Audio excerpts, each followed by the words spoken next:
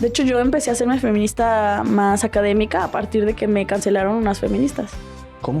Pues es que fui a una marcha, yo no sabía nada del feminismo. Bueno, sabía del feminismo, pero no sabía del feminismo académico. Y eso no fue hace mucho, fue en el 2018. Mis historias de la marcha llegaron a 500,000 de personas, ¿no? Y yo decía, miren, es que existe el machismo y no sé qué. Tomé una foto en el bloque negro, que son las que hacen la iconoclasia, que es el daño inmueble. Algo que no se inventó el feminismo, es una cosa que viene de las manifestaciones. Y me tomé una foto yo con la destrucción atrás y fue una foto como con 500,000 de likes y así, pero la conversación era: esa feminista blanca no me representa, su discurso es del feminismo liberal, no entiende nada y no sé qué. Y me empezaron a atacar y luego se metieron con mi vida personal.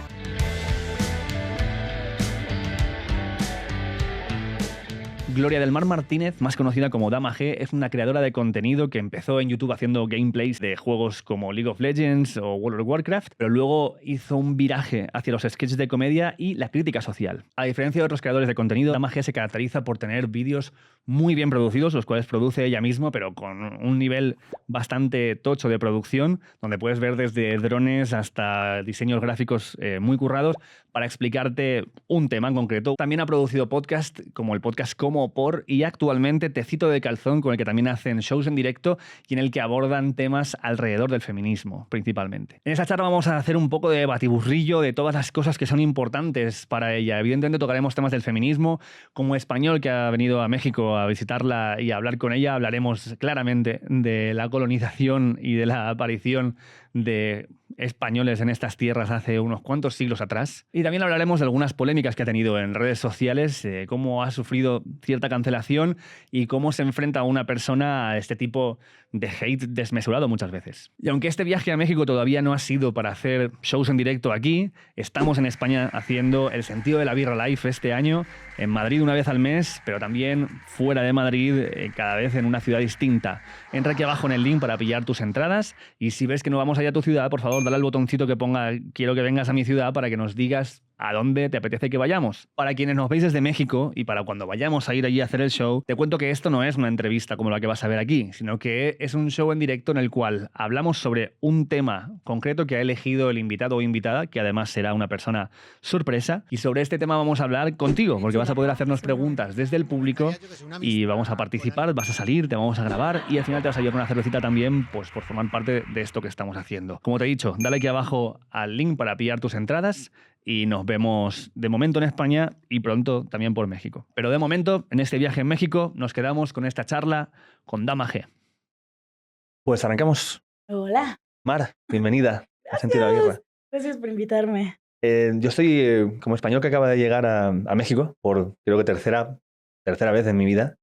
Siempre me gusta saber cuáles son las cosas que veis positivas y negativas de los españoles que vienen a México.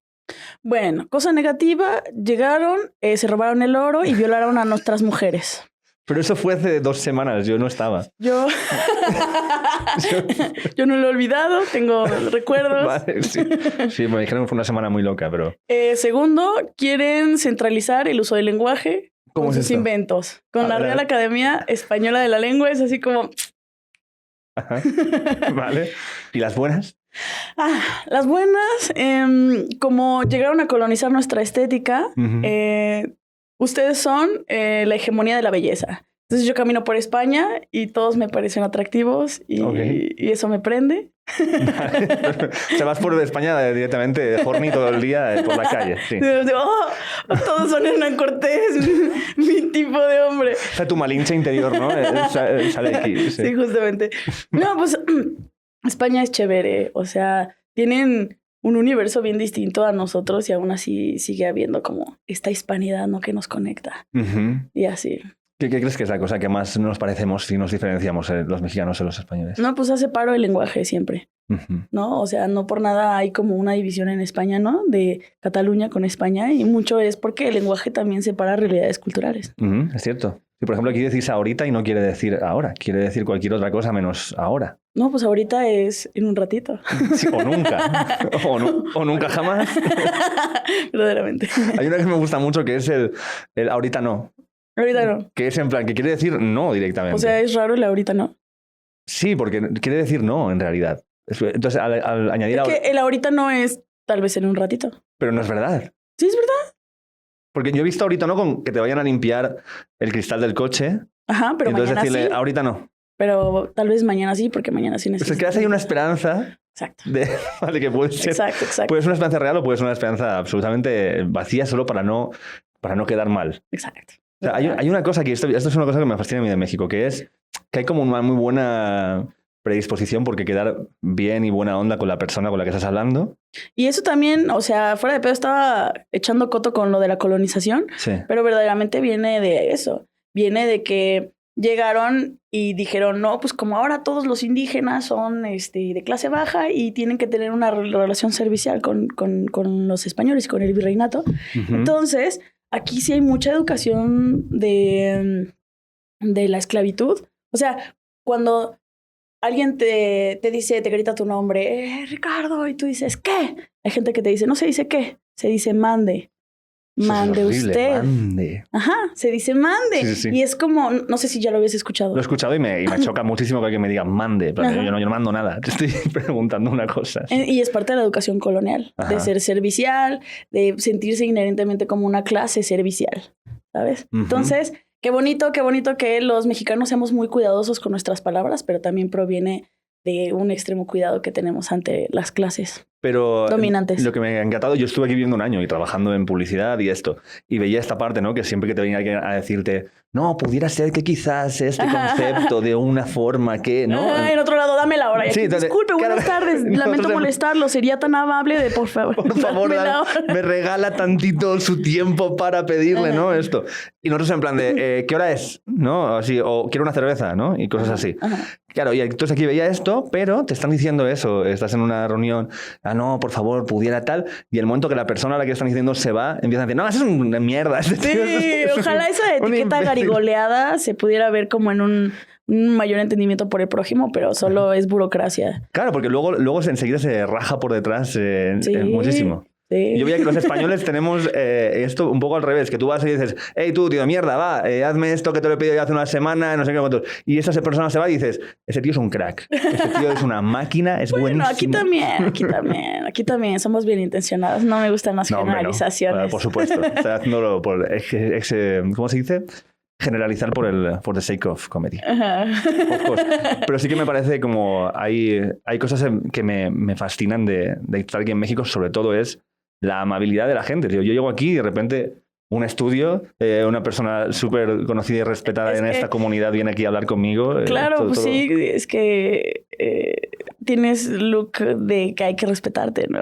Tengo un look de que hay que respetarme. Sí. ¿Por cuál es ese look? Blanco, hegemónicamente atractivo. Ah, vale, es esto. Ajá. Soy hegemónicamente atractivo, mamá. No sé. Entonces la bandita pues dice, ay, buenas tardes, señor Ah, extranjero. Eso de la Malinche es completamente verdad. Aunque es bastante como misógina esa declaración, ¿no? Porque la historia de la Malinche es bastante dura. Ella era una esclava que era muy inteligente, pero pues por eso también no se sentía identificada con la gente. Es como traicionaste a tu gente, claro, pero yo no tenía un lugar aquí, en este espacio, ¿no? Entonces ella se abrió como lugar y de alguna manera ella es ícono de un concepto que se llama quimalinchismo. Sí, lo habéis escuchado. Sí, desde luego. Que es como la búsqueda de que está más chido lo extranjero y de que hay que tratar a los extranjeros con deferencia. No, yo, de hecho, cuando vine aquí hace 12 años, empecé a trabajar en publicidad y noté que me dieron muy rápido una oportunidad. Muy rápido en un lugar donde estaban buscando mucha gente, no sé qué, y me dieron muy rápido una oportunidad y a veces me llevaban a reuniones en las que no hacía falta que fuera solamente como para lucir que tenemos aquí uno que viene de haber estudiado en Barcelona y que es de España y yo era como, hola, ¿y qué tengo que hacer en esta reunión? Nada, tú, como para consultar. Sí. Y me he dado cuenta que era como para exponerte de que mira, que tenemos un español en el equipo. Entonces también que hagas una conclusión colectiva de que la gente es amable contigo. También pues parte de que no tienes otra perspectiva, ¿no? De cómo la banda aquí, si eres racializado o si eres una disidencia, igual no va a ser tan cortés. Claro, eso es como, ¿tú has visto 30 Rock? Así. La serie de Tina Fey. Ujú, ujú. Hay un momento que se pone de novia con John Hamm. Y entonces el tipo es como un tipo hiper atractivo. Lo he visto, pero no sigo la trama como para dominarla. Ella básicamente hay un momento que está con un tipo que es muy, muy atractivo. Mm. Y entonces todo el mundo claro, lo trata como una persona que es muy atractiva, en plan de, no hace falta que esperen, pasen por aquí, ¿no?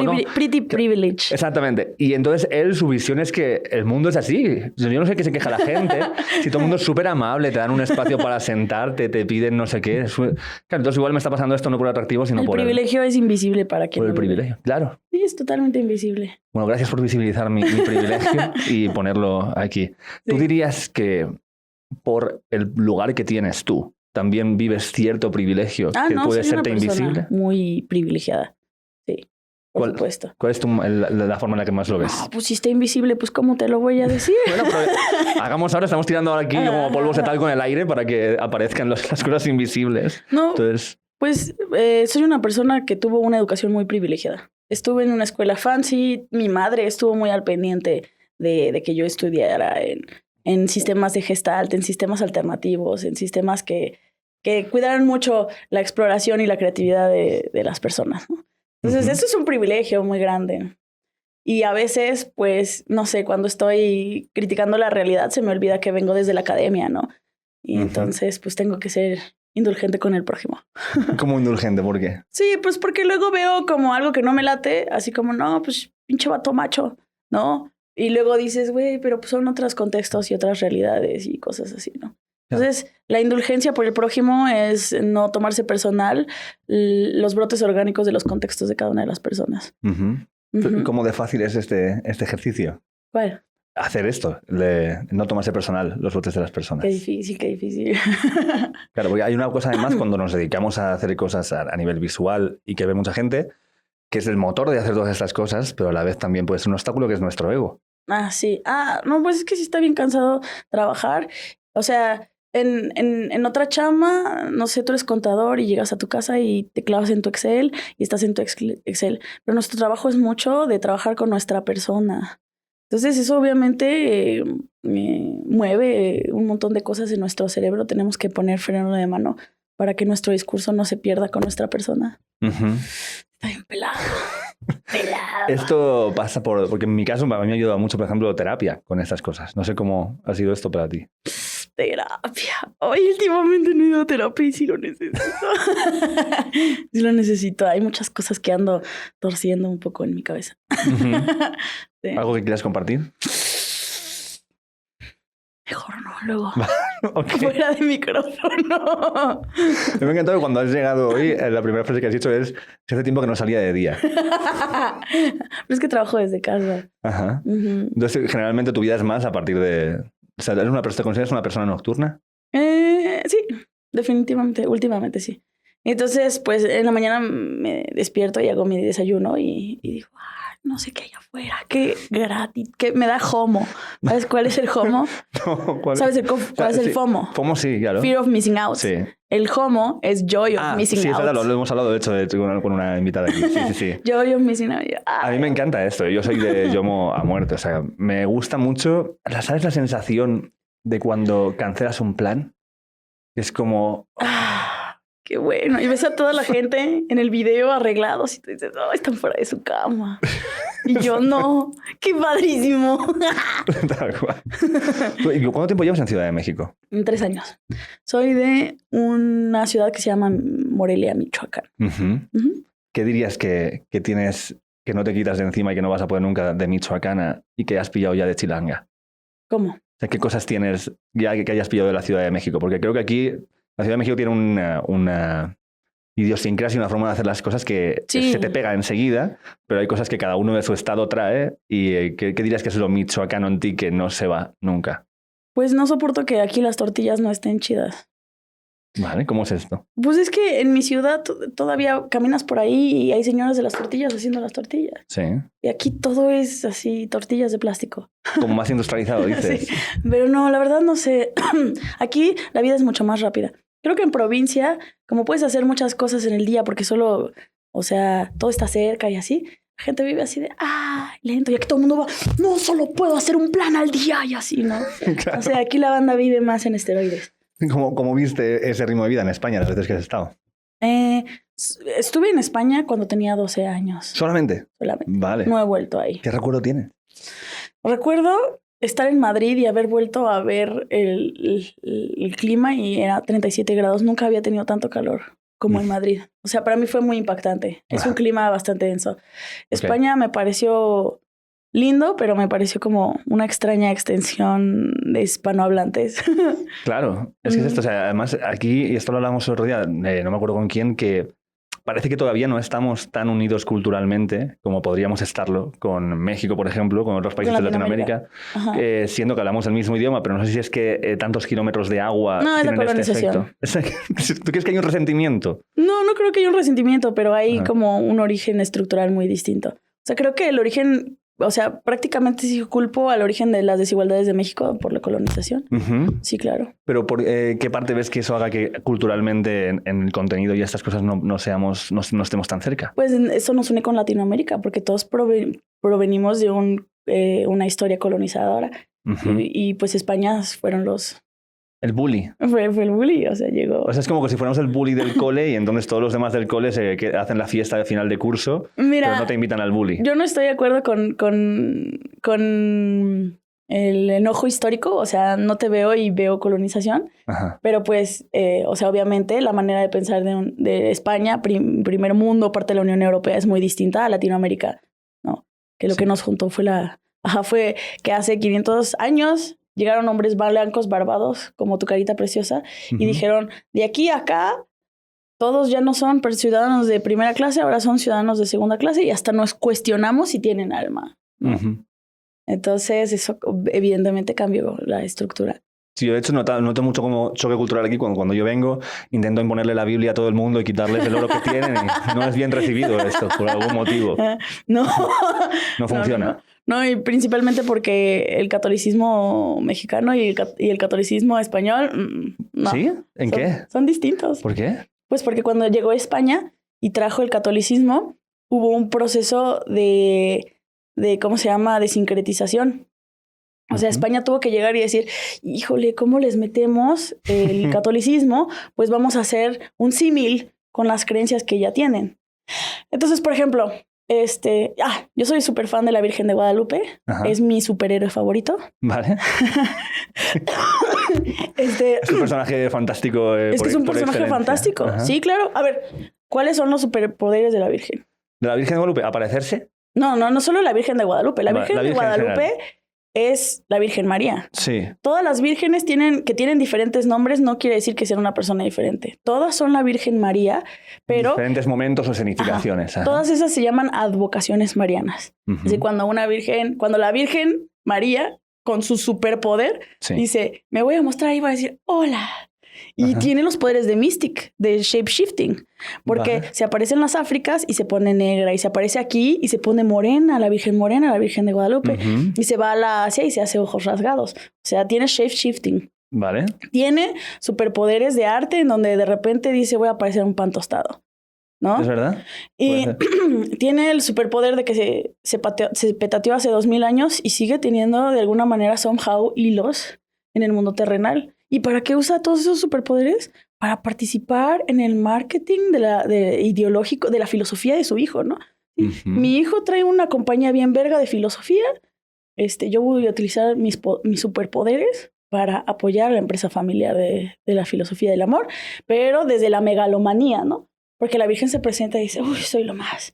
Y luego lo primero que dice ella es que nunca ha cogido en su vida. Le mama eso de ella. Es súper fan. De hecho, yo recuerdo, hay un cómico en español que no me acuerdo quién era, que decía que la Virgen es la primera mujer que tuvo el himen roto desde dentro. De dentro hacia afuera. Por la cabeza de Jesús.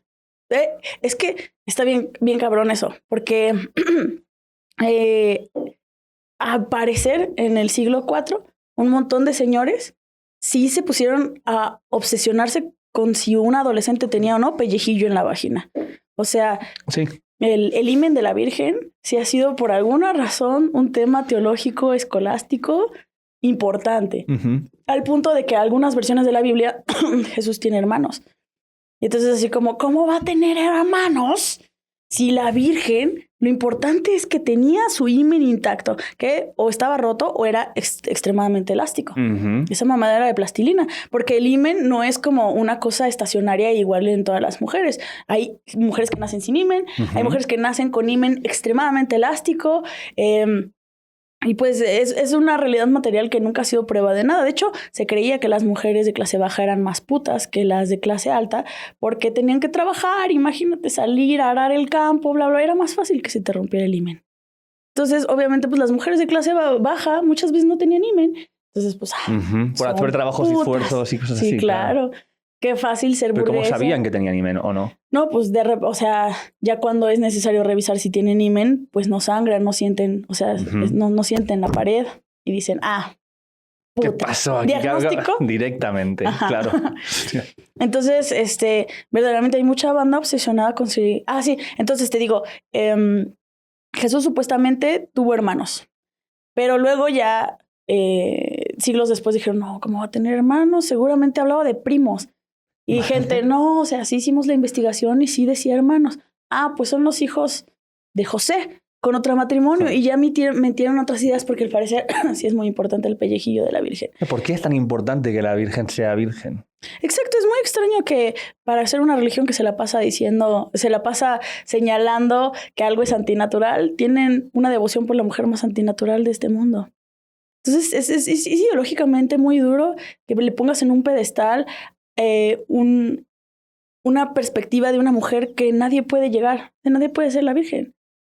O sea, los apóstoles, todos esos son filósofos, son grandes pensadores masculinos, pero la Virgen es intocable. Ninguna mujer puede aspirar a ser esa realidad. Y además no se exalza necesariamente la virginidad de los apóstoles. No, es una cosa de control sexual por las mujeres. Pero ¿por qué crees que...? Mira, esto, ¿sabes quién es Stephen Fry? ¿Te suena este tío? Había un show que se llamaba Fry and Laurie, que era el que hacía de Doctor House. Y otro tipo que se llama Stephen Fry, que hacían un show de sketches. Sí, lo he visto. Sí, lo he visto. He visto pedacitos. Pues él en una charla que era sobre ciencia y religión, o una cosa así, hace un speech que es durísimo, en el cual habla de la Iglesia Católica, que él dice que él considera que están obsesionados con el sexo, que es una institución obsesionada con el sexo. Y él lo que te dice es, mira, el sexo es como la comida en muchos sentidos. Dice, es entretenido, es una necesidad fisiológica, puedes experimentar cosas, puedes probar cosas, puedes aprender cosas de ti, puedes hacer muchas cosas. Dice, pero la Iglesia Católica lo tiene como algo que es enfermizo y uno natural. Entonces él dice que en términos de comida hay dos tipos de personas obsesionadas con la comida, que son los obesos mórbidos y los anoréxicos, y que eso para él es en términos sexuales la Iglesia Católica. Entonces todos son unos pervertidos desenfrenados. O unos reprimidos, ¿sabes? Como imposibles. O sea, como solo este concepto, el celibato, el concepto de ponerte como objetivo o como redención o forma de entrega a tu creencia, el no tener nunca sexo, ya es algo en sí mismo que puede ser preocupante. Sí, bueno, es que no sé, no es que no puedan tener sexo, es que tienen que tenerlo para cierto propósito. Entonces yo creo que el judeocristianismo está obsesionado con el sexo porque el judeocristianismo era la filosofía de la espina dorsal del mundo occidental. Entonces no quiere decir que el judeocristianismo por sí mismo esté obsesionado, sino que era una retórica que necesitaba pues la sociedad, ¿no? Entonces, o sea, creo que también viene el control sexual de las mujeres. Originalmente viene de una realidad material. Engels, que es como el padrote de Marx, en su libro La propiedad privada de la familia, hace una teorización sobre cuál es el origen de la monogamia. Entonces, antes, cuando éramos todos nómadas y teníamos un balance con la naturaleza, todo era de propiedad colectiva. El sexo, la crianza, las cosas. Tú llegabas a este mundo sin nada y te ibas sin nada. Y de repente dejamos de tener balance con la naturaleza, necesitamos desarrollar la agricultura y se marca la agricultura como el inicio de la civilización de la cultura. Porque la agricultura genera un excedente, el superávit genera la deuda genera la necesidad del Estado y el Estado genera la necesidad de un clero. El clero es el tope mayor, así porque ¿cómo justificas quién tiene el poder? No, pues lo dijo alguien allá arriba, ¿no? Ahí está el control. Entonces... O sea, no me preguntes a mí. No solo eso, no me preguntes, a mí me eligió claro, ese que a mí señor. me lo ha dicho tal. ¿Puedo hablar con él? No, solo puedo hablar yo. Sí, y ahí ya justificas y ya hay tope. Sí. Así se justifica las desigualdades. Entonces, originalmente todas las desigualdades se justificaban desde el clero y luego el clero tomó la forma del judeocristianismo, pero pudo haber tomado otra forma. Pero el clero es necesario para justificar la desigualdad. Entonces, la obsesión por el sexo no solo es la obsesión del judeocristianismo, es la obsesión de una sociedad basada en la propiedad privada por el control sexual de las mujeres. Porque entonces, ya tenemos propiedad privada y surge una necesidad que no existía antes: heredar. Entonces, antes pues todo era de todos, pero ahora es así como, no mames, trabajé toda mi vida areando tierra. Eso no se lo voy a dejar a cualquier hijo de vecino. No se lo voy a dejar a Paco que está en la esquina porque me caga, huele mal, se robó a mi esposa. O sea, todo mal, ¿no? Entonces, lo que hacen es, necesito heredar. Pero pues está pelado, porque a una mujer la ves parir. Tú sabes que son sus hijos. Pero ¿cómo te aseguras de que esto es estirpe de sangre? La única manera es obligando a una monogamia femenina. Es controlando el proceso reproductivo. Claro. Entonces se institucionaliza la monogamia femenina. La sociedad genera leyes sociales para de alguna manera normalizar la no monogamia de los hombres. Y eso se genera en mitos y llegamos hasta la Virgen. Lo que pasa es que yo considero la monogamia a lo mejor incluso previa a las creaciones de las sociedades estables, porque, por ejemplo, nuestros dos parientes más cercanos dentro del mundo de los simios son los bonobos, por un lado, y los chimpancés, por otro, ¿no? La gran diferencia entre estos dos es que en uno hay control reproductivo y en el otro no. Los chimpancés sí que son monógamos y controlan. Tienen a una pareja solamente para saber que quien sale de ahí son mis genes y yo protejo a eso de aquí. Y los bonobos no, porque además es que esto es muy gracioso. Los bonobos tienen hasta un matriarcado, ¿no? Claro, pero porque en los bonobos, primero, el ciclo reproductivo de las hembras no es cíclico, no es, ¿cómo se dice? No se repite, no es igual cada mes o cada tiempo, sino que puede ser X semanas o menos semanas o más. En el de los chimpancés no, es estable. Y luego aparte que las hembras de bonobos, ellas van teniendo sexo, tienen como un saquito que se va llenando de esperma. Y cuando entran en época fértil, ese saquito hace plap. Y entonces ahí entra y se fecunda de lo que sea que había en ese saquito de todas las veces. El mundo de los bonobos es muy orgiástico. Pues tienen sexo para resolver conflictos. Sí, tienen sexo para... Sí. Y es una sociedad más tranquila y más en armonía. Es que cuando hay movidas por territorio, follan. Sí. Por cosas. Generalmente creo que mucha de la violencia de los humanos es que tenemos un concepto muy extraño por el sexo. Sí, ¿no? Que a lo mejor sea, claro, muy posesivo, quizás. Sí, pero tú dices que entonces piensas que la monogamia tiene un origen de inherencia animal. Sí, de inherencia, como que genéticamente la venimos arrastrando de eso, de que también para los chimpancés es importante que esa sea que lo que sale de ahí sea tu carga genética. Pues fíjate que lo que yo tengo entendido con las investigaciones que he hecho es que no, sí se considera que la monogamia no es de inherencia natural. Ajá. Que es una realidad, una construcción. Porque fíjate que la realidad de los chimpancés, tú dices que es natural, pero yo había leído el mismo símil, justamente Carl Sagan tiene el libro de los dragones del Edén, y habla del símil de los chimpancés y los bonobos con los humanos. Y habla de que la diferencia fue en que tenían diferentes tipos de alimentación y diferentes tipos de recursos. Ajá. Y que entonces las diferencias son de origen material. Vale. Entonces es muy interesante. A mí me encanta, o sea, el origen de las desigualdades, mi perspectiva para percibir el origen de las desigualdades es desde una perspectiva materialista, que es una perspectiva inherentemente marxista. Porque fue Marx el primero que dijo, oye, ¿sabes qué? Las desigualdades no son naturales divinas. Porque mira, después de la muerte filosófica de Dios, que antes Dios era el que justificaba las desigualdades, había un hueco libre para justificar las desigualdades. Entonces llegó perfecto Darwin, porque Darwin decía, no, pues es que acá hay una cosa natural, y la gente dijo, claro. Imitas muy bien a Darwin. Sí, así hablaba el Darwin con su barbita. Hablaba así. No, es que mi prima está bien chida, me gusta mi prima. Y sus hijos nacieron con cola de cochino porque sus hijos, ¿sabías que los hijos de Darwin salieron rotitos? Porque está con la prima. O sea, muchos consejos vendo que para mí no tengo. Ajá. Mucha teoría evolutiva, pero no. Su obsesión con la endogamia y con explorar con las tortugas de Galápagos también fue por el trauma de que toda su estirpe salió chueca. Claro. Y dijo, ¿cómo? ¿Qué está pasando?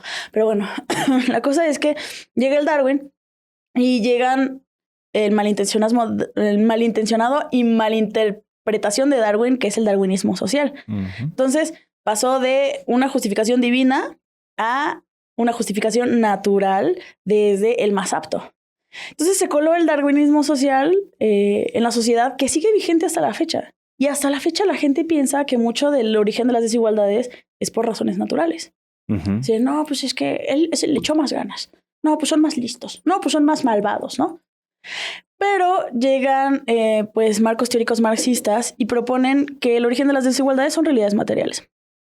Que sí es naturaleza, pero no solo es naturaleza genética, es naturaleza de clima, geografía, situación, recursos, administración. Entonces, por ejemplo, ¿por qué fueron los negros los esclavizados y no al revés? ¿Por qué no fueron los blancos esclavizados y los negros los esclavizadores? ¿Más pronto desarrollo tecnológico? Ajá. ¿Y por qué? ¿Por qué se desarrolló antes la tecnología que permitía luego reprimir a otros pueblos que no se habían desarrollado tanto en un lugar que en otro? Condiciones materiales del entorno. Exacto. Ujú. Pero si tú tú haces este juego, pregúntale a cualquier otra persona en una peda. Ay, yo soy bien castrosa si me pongo a hablar de filosofía política. Esa es tú eres divertidísima. En las fiestas eres divertidísima. No, si de repente, ay, Dama ya se puso ahí a hablar con un sujeto y yo, no, es que mira, el origen del patriarcado. Y tienes a alguien así en plan de... ¡Oh! No, fíjate que sí me ha pasado que luego hay banditas así en posición fetal de esta morra, pero la verdad es que la mayoría de las veces sí tengo hábil esgrimismo verbal y la persona sí luce hechizada. Vale, se queda... No soy castroso, sí sé leer. Y cuando veo a alguien ajerado y lo dejo pasar es porque me está divirtiendo, no porque soy inconsciente de que mis interacciones son... Bueno, pero tú pregúntale a alguien aleatoriamente. Vale. ¿Por qué los negros fueron los esclavizados? Te van a decir, no, porque... Y quieren justificar desde manera natural, pero para no decir que son inferiores, dicen lo contrario. No, pues es que los negros eran más fuertes y los blancos se sintieron mal y quisieron reprimirlos, ¿no? Eso es apelar a un naturalismo. Claro. Pero ciertamente fue una realidad. O sea, por ejemplo, en África no solo estuvieron más tiempo en balance con la naturaleza, porque luego dice, la gente piensa que el desarrollo de la tecnología es porque eres más listo y no sé qué, pero la tecnología se desarrolla mucho por necesidad. Y hubo necesidad más rápido en otros lugares que en África, que había un montón de balance con la naturaleza, había muchas cosas. Pero no solo eso. En África hay microclimas. ¿Qué quiere decir esto? Que tienes tu semilla. La tecnología de la agricultura es tardadísima a desarrollar.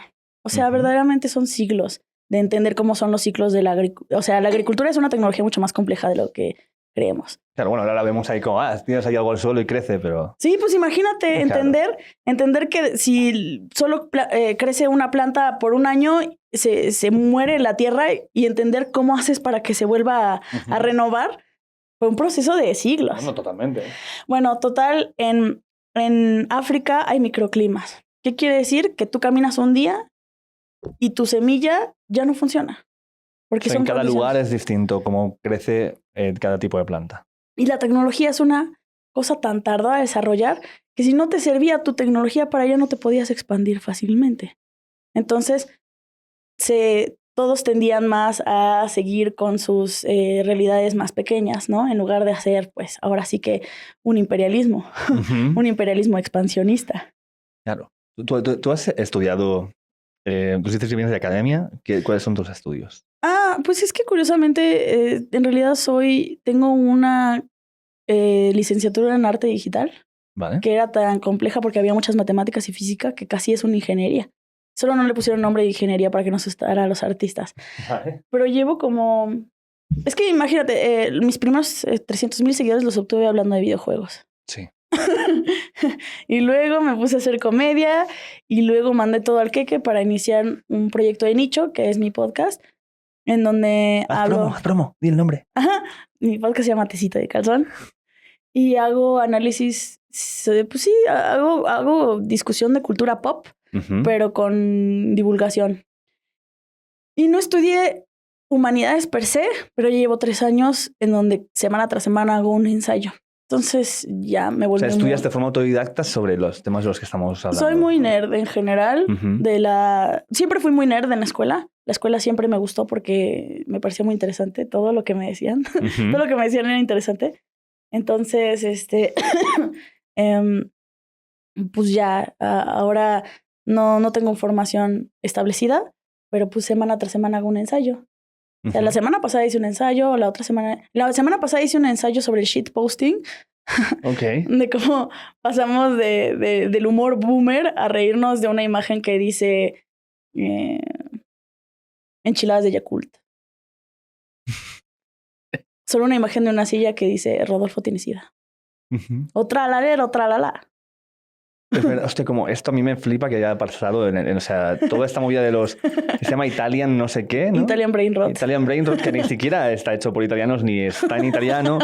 Es un italiano inventado todo chungo. Shitpost. Que viene creo que de la República Checa o de no sé dónde empezaron a hacerlo esta gente. Eso es como algo, me parece, ya... Es como pasarte internet. Ajá. Y entonces después de internet hay esta movida. Sí, yo le llamo que estamos es un movimiento de humor post-dadaísta. Entonces hablé justamente por qué llegamos ahí. Por qué se requirió ese movimiento político que surgió del Dada y ahora volvió a resurgir de una manera más mainstream. ¿Y por qué me haces un resumen? Ah, sí, claro. Pues el dadaísmo, esta propuesta de un sujeto que no me acuerdo quién es, y Tristán Tzara. Mira la realidad que estaba en la Primera Gran Guerra. Era mucha tristeza y era una sociedad muy desequilibrada. Y dijeron, verga, no, pues es que, o sea, los discursos estéticos hegemónicos generaron esta realidad. O sea, el arte está a merced del nacionalismo, de la hegemonía, de la cultura dominante, de la academia, y que genera eso, la estética de la guerra.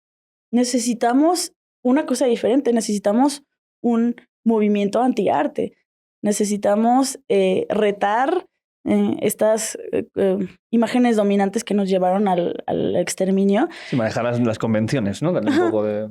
Y como sentimos que no podemos hacer nada, pues hay que prenderle fuego y jaja. Fue el primer brote estético en donde nos dimos cuenta de que a veces no puedes hacer nada, solo puedes decir... Pero ¿y ahora tú crees que tiene una intención de ese nivel? Bueno, surge el Dada, pero luego llega la posguerra y la posguerra empieza a cargarse en el pragmatismo de volver a estructurar una realidad que estaba rota, ¿no? Ajá. Entonces llega el pragmatismo y se va un poco el absurdismo del Dada y se queda el Dada, pero en movimientos estéticos y culturales que retan menos el status quo, de manera menos heavy. Entonces llega el arte conceptual, llega el surrealismo, llega el arte pop, que son cosas del Dada. Pero entonces estamos ante una realidad en donde estamos infoxicados. Vivimos en una infodemia. Estamos infoxicados, somos infobesos. Tenemos tanta información que nuestros procesos cognitivos ya no lo pueden resolver. Estamos en una realidad en donde no estamos en la realidad que nos prometieron. Tenemos una rotura del tejido social. Vemos... ¿cómo se llama? Exterminios televisados, hay demasiada información, el cambio climático, crisis laborales, capitalismo. Ya como una nube que sí, que es la sombra, está encima de todo, ¿no? Ajá. Y no se ve que podamos hacer nada para resolver algo tan complejo como el cambio climático. Entonces vuelve la necesidad de no tener que reparar las cosas y no solo parodiar la simple necesidad, la simple necesidad de reírse. Pero viene de otro lugar entonces, ¿no? O sea, en el primer lado donde me marcas el dadaísmo es intentemos ofrecer una narrativa disidente y alternativa a la narrativa de guerra y todo lo que está generándose desde el arte hegemónico. Y aquí es más que intentemos cambiar algo, es no hay nada que hacer, está todo muerto, solo nos podemos reír de la risa en sí mismo y ya está. Y es un crecimiento también del nihilismo contemporáneo, que también es llamado nihilismo cotidiano. Porque, ¿cuál es el origen del nihilismo? Es, antes, pues te digo, después de la muerte filosófica de Dios, Nietzsche lo dijo, Dios murió. Entonces, ¿qué queda?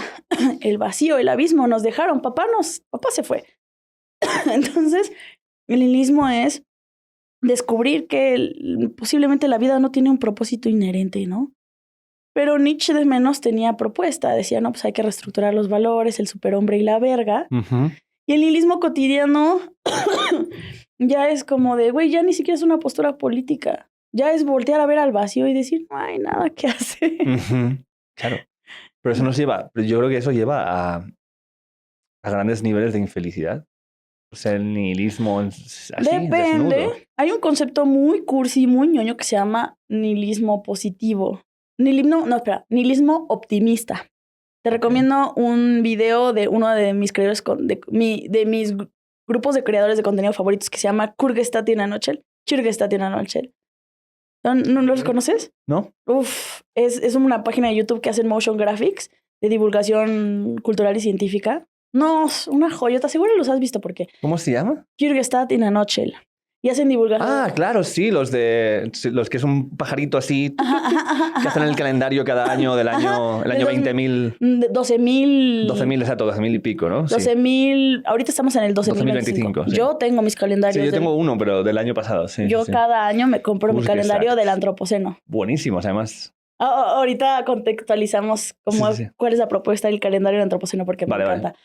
Pero Kyrgyzstan in a Nutshell tiene un video que se llama Nihilismo Optimista, que justamente es una replanteación del nihilismo. Es así como de, bueno, y nada importa, entonces todo importa.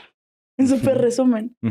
O sea, básicamente es continuar con la retórica individualista posmoderna de, güey, solo importas tú, güey. Entonces, pues ya, güey, explora. Pero eso es para mí viene muy ligado al neoliberalismo y al individualismo consumista en el que estamos ahora. Por supuesto. O sea, como que entra perfecto, calza estupendo. Sí, así como si nada importa, entonces todo lo que hagas puede ser profundamente meaningful. Pero también es así como de, por ejemplo, a mí siempre me ha dado paz pensar en la muerte térmica del universo y pensar que hasta los hoyos negros se evaporan y que todo esto va a dejar de tener sentido y que el universo no es benigno ni hostil, sino simplemente indiferente a realidades tan insignificantes como las de los seres humanos y que todo tiende a la entropía. Mucha gente le da ansiedad a eso. ¿Quieres decir que el universo no conspira para que yo tenga el trabajo que quiero? ¿No? ¿No pasa eso? Pasan todas las cosas al mismo tiempo. Soy ferviente creyente del multiverso.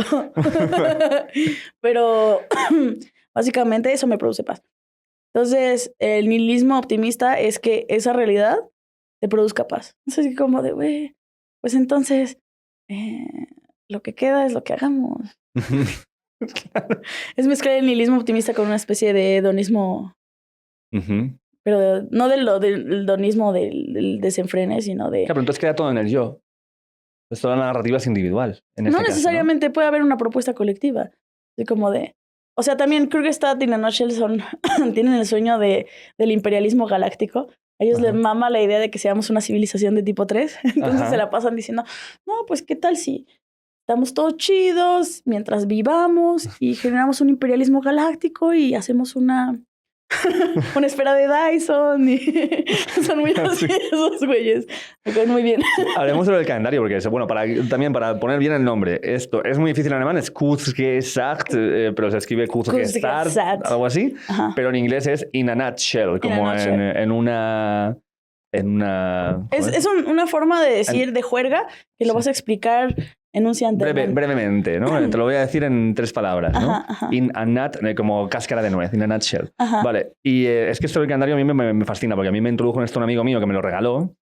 El calendario dije, además cada año es sobre una cuestión, a veces es sobre cosas del pasado, a veces sobre cosas del futuro, ¿no? Es como van haciendo.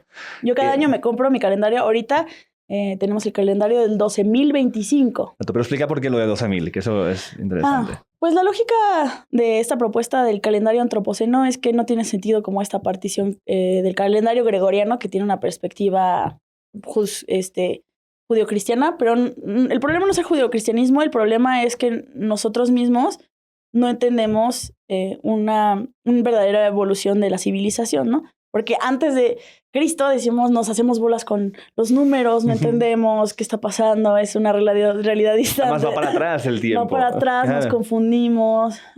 Entonces la propuesta es que no se parta del nacimiento de Cristo, sino desde la especulación del inicio de la civilización, que es obviamente pues una unificación muy atrevida, pero digamos que es la creación de un centro de ceremonial y dijeron, eso más o menos se especula que ocurrió hace 10.000 años, solo le ponemos 10.000 años más. Y ya tenemos un entendimiento muy diferente de la evolución de la civilización, ¿no? Eso me gusta, además, como decir, mira, independientemente de la religión de la que pertenezcas, independientemente de la cultura tal y cual, algo que nos une a todos es que venimos de una misma, como un sapiens que empezó a organizarse de una manera social en este momento. Ajá. Y a partir de ahí ya luego todas las diferencias. Pero Bueno, entonces, este momento no sería porque, o sea, también tendemos a ver la historia, pero bueno, había sí, que... alrededor de esa época, ¿no? Pero estamos Digamos que calculando. aquí. Exacto, no fue un día, no era un martes. Que dijeron- Martes, cuando empezó la civilización. Un martes, ni siquiera sabían ellos que era martes, claro. Y viene de la mano con lo que yo te había dicho, del inicio de la agricultura. Claro, exacto. Que es el hecho de decir, no hace falta que nos movamos todo el tiempo porque podemos manejar los elementos que tenemos para establecernos en un lugar y a partir de ahí empiezan a... No, pues te digo que mucha gente piensa que el origen de la tecnología es porque seamos listos, es decir, no hace falta que nos movamos. Fue necesidad. Yo creo que dejó de haber un balance con la naturaleza. La gente dijo, tenemos que comer, güey, ¿qué hacemos? Ajá. No, pues hay que plantarlo nosotros. Claro, pero yo creo que también viene por una parte de observación de que esto pasa, de que las Sí. plantas hacen esto y intentar replicar eso que hacen las plantas hasta que el momento fue decir, ya sabemos hacerlo, entonces podemos controlar, y además podemos controlar la reproducción del ganado, no tenemos que estar cazando, podemos coger a las reses menos bravas y aparearlas para que sean dóciles. Y hacer un ciclo para que aquí están las reses y aquí está la agricultura y luego lo switcheamos. Exacto, y donde han estado comiendo y cagando las reses, ahora ponemos aquí las plantas, que hace todo mejor. Pero es que esto no parece que esto es un fin de semana, pero son No, cientos de miles de años. Claro, viendo las plantas, viendo el pasto crecer. claro, exactamente. Cuando te dicen, ve, ponte a ver el pasto crecer. Pues así. Pues que no había Netflix. ¿Qué vas a hacer? Ver el pasto Y crecer. sí, cuando hay salud ahí, llueve más.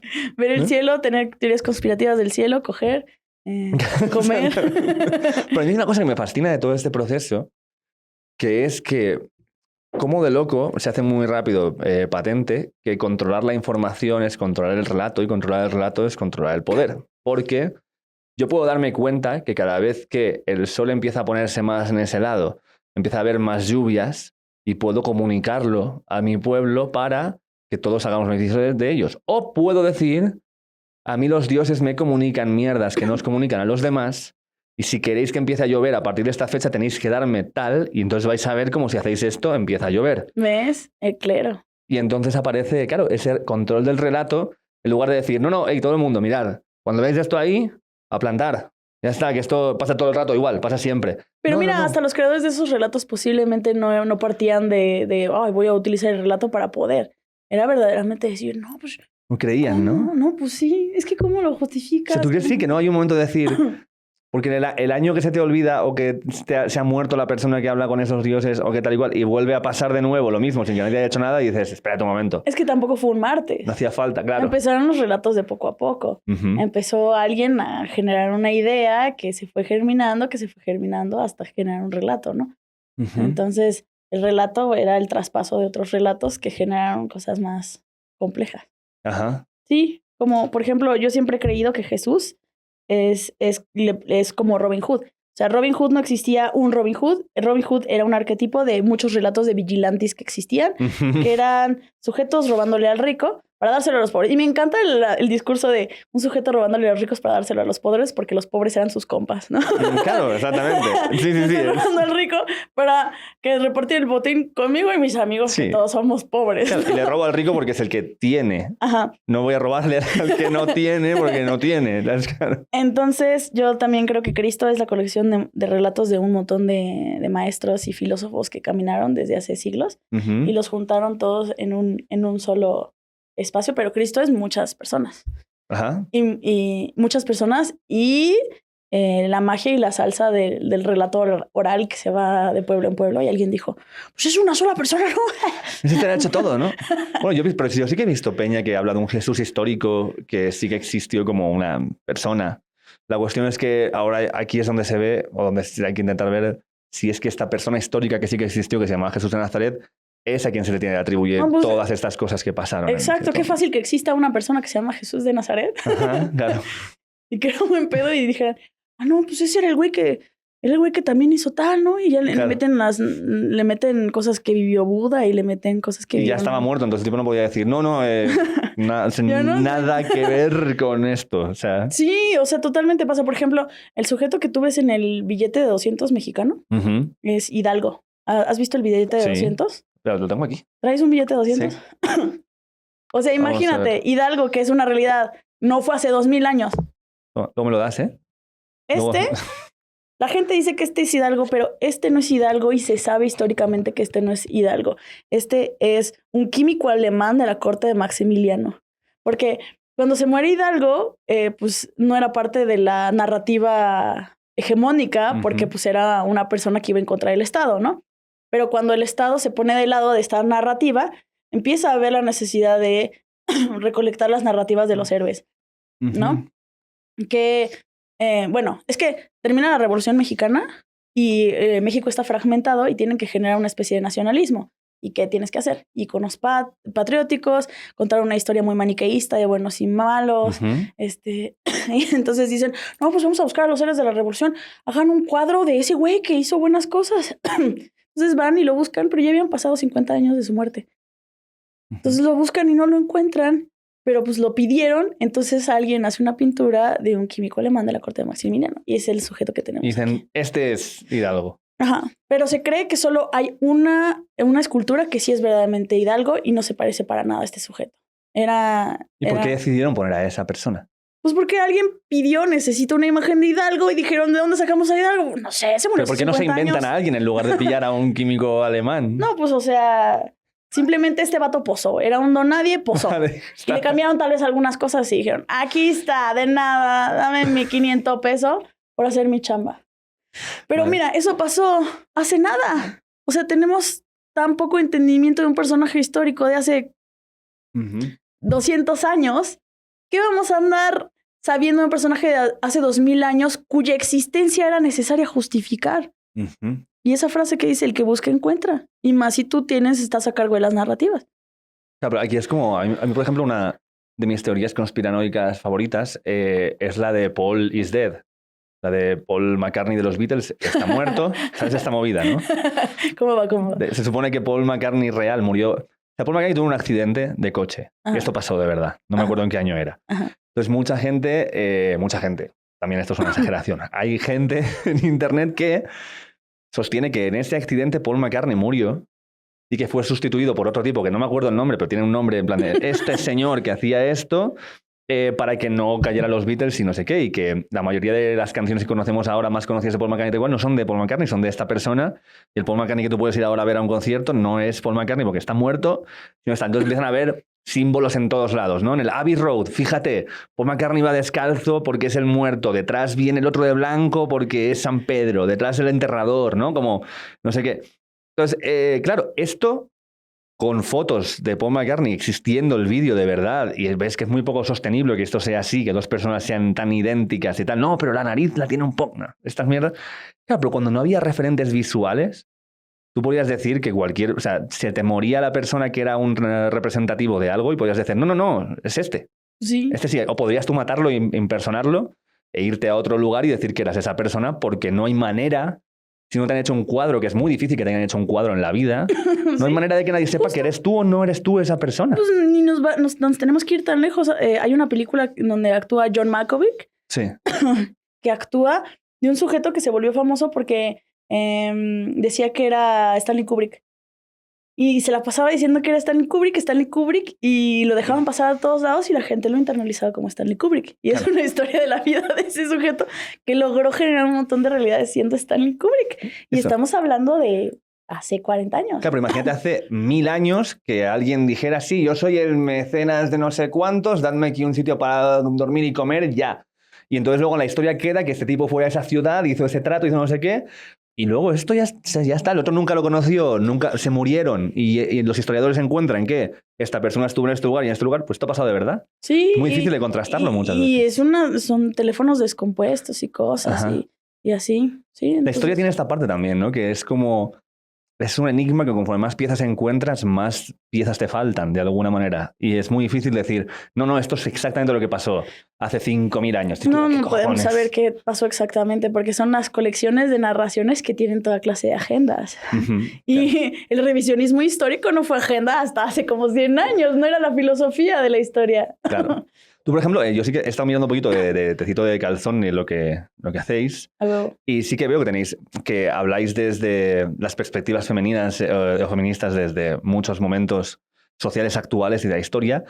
No sé cuál es tu lectura a nivel histórico. Si tú consideras que existe este patriarcado hegemónico de forma secular desde siempre, que siempre ha sido una figura de opresión para las mujeres, o si esto ha tenido una parte más fluctuante, o cómo se ha movido para ti esto a lo largo de la historia. Pues uno de los problemas del feminismo es que ha sido muy blanco históricamente y que busca centralizar como luchas cuando sabemos pues, que no. Pero curiosamente, teorizando sobre el patriarcado, de hecho tengo un video que hablo del origen del patriarcado y muchas feministas académicas teorizan a partir de Engels. Entonces se teoriza que fue justamente la creación de la monogamia institucional de alguna manera la que empezó con el patriarcado, porque fue el primer diseño de la familia que no tenía un origen natural, sino económico. Fue la primera derrota histórica del sexo, de un sexo por el otro. Entonces empezó un patriarcado como una realidad material que hizo sentido. Y la verdad es que hay múltiples patriarcados. El patriarcado de la colonización española no era el mismo patriarcado que el indígena. Y de hecho por eso es muy interesante pensar que la gente piensa que el patriarcado son hombres con poder, cuando el patriarcado es también la concatenación de otros sistemas de opresión. ¿A qué me refiero? Pensamos que quién está en el poder, no pensamos que están los hombres en el poder. Volteamos a ver el poder y vemos que estadísticamente los que más están en el poder son hombres, blancos, del primer mundo, o sea, tiene cierta colección que se suman, ¿no?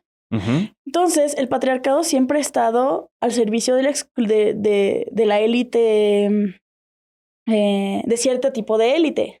Entonces, ¿a qué me refiero?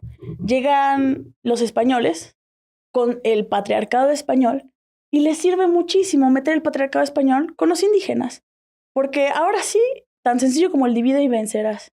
En el momento en el que nos separan como una clase política y dicen, no, pues ustedes son una clase diferente, hombres y mujeres, entonces empieza a haber ahora sí que un pacto patriarcal entre el hombre español y el hombre indígena para que los hombres indígenas no se sientan en colectividad con las mujeres. Entonces divides a la población.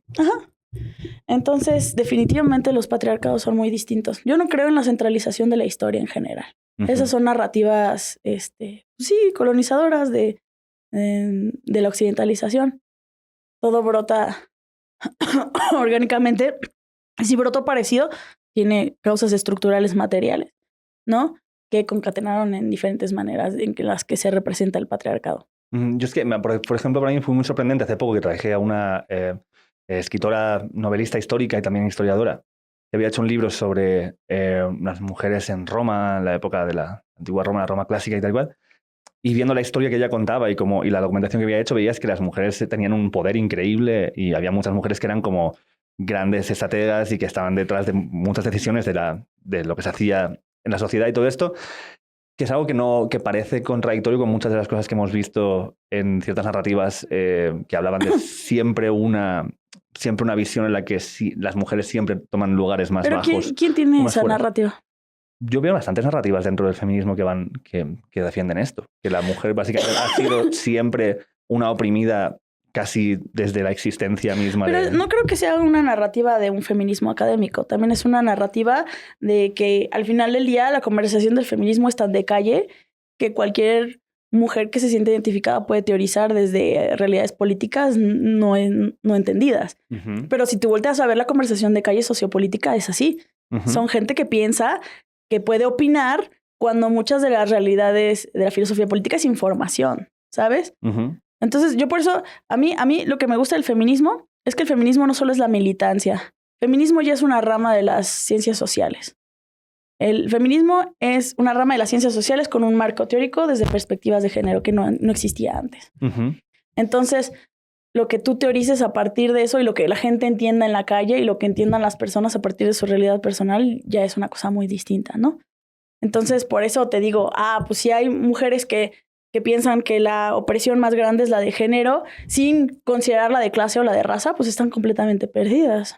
Claro, yo lo que veo es que veo mucho, o intento ver las cuestiones sociales, los avances, las represiones desde un lugar multifactorial, que es donde creo que empiezas a ver las cosas, y que algunas veces desde diferentes activismos o movimientos sociales que creo que siguen teniendo su necesidad de hacer luz sobre cuestiones que están pasando en este mundo, cuando tú tienes muy en tu mente la defensa de una narrativa concreta, te olvidas que esa narrativa está dentro de un cómputo global con otras cosas que también influyen más allá de esa narrativa. No es no es la única causa de todos los problemas esto que a ti te preocupa. Entiendo que puedas llegar a verlo así porque cuando te metes mucho en algo empiezas a sesgarte de cierta manera y te impide ver las otras cosas, pero a la vez no sé cómo de evitable es o no que en el discurso popular vaya siempre en esta dirección, porque va a estar azuzado por lo que te mueve emocionalmente, que suele ser muy simplista y muy... Sí, por eso también mucha gente rechaza el feminismo, porque lo que les llega es la conversación del populi, del feminismo, que es inherentemente igual que otra conversación política, bastante ignorante. Pero pues así yo que te diga que el feminismo académico no considere la interseccionalidad y que no considere que no solo es una división de género, sino también de clase, o sea, de raza, si eres disidente, si eres discapacitado, de edad, o sea, pues es banda que está perdida. De hecho, por eso muchas mujeres racializadas se quieren separar del feminismo, que la historia del feminismo es muy blanca y que hay muchas feministas que sí se concentran en la unificación de las mujeres. Y es así como de, güey, a ver, ¿tú qué ves al espejo cada mañana? No, pues mi cara soy... ¿Y qué eres? Soy una mujer. Dice, sí, va. Yo cuando me veo al espejo no puedo decir soy una mujer. Tengo que decir soy una mujer negra. O sea, la etiqueta de la raza es tan poco importante para ti que no te tienes que identificar como una mujer blanca, pero yo no puedo dejar de identificarme como una mujer negra. Pero hay una cuestión, por ejemplo, en España es que pasa una cuestión muy interesante. Aquí el racismo se vive entre compatriotas, de mexicano a mexicano. En España no es tanto así. O sea, en España sí que tenemos el de compatriotas es con las comunidades gitanas, que son las que hemos tenido más tiempo, que son españoles y que son nativos, pero que aunque han sido pueblos originalmente nómadas, pero viven ahí. Pero nuestro racismo institucional viene más hacia las comunidades que vienen de Marruecos o de países del norte de África y de Latinoamérica. Siento que la xenofobia también surge cuando tú lo ves en tu realidad del día a día. Entonces, por ejemplo, ahorita poco a poco empieza a germinarse una especie de ya xenofobia por culpa de la gentrificación. Claro. Que llegan todos estos extranjeros que dicen, claro, México es bien baratísimo, padrísimo. Llegan a vivir sus realidades y les vale verga. Les vale verga que crezca el dinero alrededor. Por ejemplo, en Tulum, no sé si ha sido Tulum. Sí, claro. Tulum ya es como un patio de juegos de extranjeros. Yo estuve a lo mejor hace 12, 13 años, que era bastante diferente como está ahora. No, ahorita ya subió el narcotráfico, porque te digo que ya es como un patio de recreo de extranjeros que quieren vivir la fiesta ahí. Entonces creció el narcotráfico porque quieren drogarse. Se aceleró la crisis hídrica y la gentrificación está al tope. Entonces la gente que originalmente vivía en el centro de Tulum ya no puede vivir en el centro de Tulum, vive en la periferia y trabaja sirviendo a los extranjeros. Claro. Bueno, a nosotros está pasando esto en partes como Mallorca, que están llegando muchos alemanes y la propia gente de Mallorca te dice, tío, es que se me acaba el sitio. Y además es una isla, que no puedo expandirme e irme a vivir a las afueras, es que hay agua, ¿sabes? Sí. Entonces está complicado. O Cádiz, que es una península también y que la gente se empieza a ir de la ciudad porque es que no puedes irte. En las ciudades que se gentrifican, por ejemplo, más centrales, se van quedando barrios periféricos para la gente que ya no puede permitirse vivir en el centro donde vivían antes. Si estás en una isla no puedes. Hablando de barrios periféricos, hace poco leí un ensayo que decía que hace nada de tiempo pasó más gente a vivir en la ciudad que en el campo. Uno pensaría que eso fue hace un montón, pero no fue hace tanto. Pero lo interesante del artículo es que decía, nosotros pensamos que iba a haber más gente viviendo en la ciudad que en el campo, pero nos dimos cuenta que hay más gente viviendo en la periferia. Y especulan que para el 2050 el 80% de la población, 70% de la población va a vivir en la periferia de megalópolis gigantescas, que son un centro y luego un anillo gigantesco de desorden estructural de muchas cosas. Entonces vas a ir viendo como las diferencias sociales por los anillos que rodean a la periferia. Pues aquí hay una periferia gigantesca. Sí. No, Tú te vas al Estado de México y te das cuenta de que nunca hubo campo. Entonces, los límites son imaginarios? Porque ¿cómo dices, no, pues ya dejó de ser Ciudad de México si nunca dejó de ser ciudad? Es gigante, es como Coruscant, es un mundo que es una ciudad gigante. Si no acaba, o sea, no hay como... Entonces, ¿en qué momento dices, se acabó Ciudad de México? No, exactamente, porque has cruzado una calle y ahora ya no es Ciudad de México, sí. Sí, es totalmente. Pero lo que veía mucho, y viendo lo que te decía antes, es que nosotros sí que tenemos, hay evidentemente afrodescendientes que son españoles con su DNI, y se les sigue leyendo como extranjeros. Se les suele decir mucho desde la gente más racista, vete a tu país. ¿Sí? Aquí todavía lo que veo es que está este insulto de indio o de tal que se le dice a la gente más morena, que siguen Prieto. siendo compatriotas tuyos, pero se les asume como claramente son de aquí, no se les asume de otro país porque no lo son, pero de alguna manera son los que guardan los rasgos más ligados al origen de la gente que vive aquí y son los que más están rechazados por los que van teniendo sus rasgos más occidentalizados, por decirlo de alguna manera. Sí, son orígenes distintos de racismo. Aquí el racismo tiene un origen colonial, te digo. Claro, como estamos hablando anteriormente. Sí, como tus antepasados que vinieron a violar a nuestras mujeres. No, estoy viendo tu color de piel y fueron nuestros antepasados. No, ahí está. Eso que me dices es muy interesante. Sí. Porque la narrativa mexicana sí es, a pesar de que sí solemos ser, o sea, México es muy racista. La narrativa histórica de la SEP es empatizar mucho con los aztecas. Y todos los mexicanos dicen, llegaron los españoles y nos hicieron a nosotros los aztecas. Y es así como, mija, mírate. Claro, mírate, ¿qué me estás? Claro. Mira tu fenotipo. Eres heredera de los dos.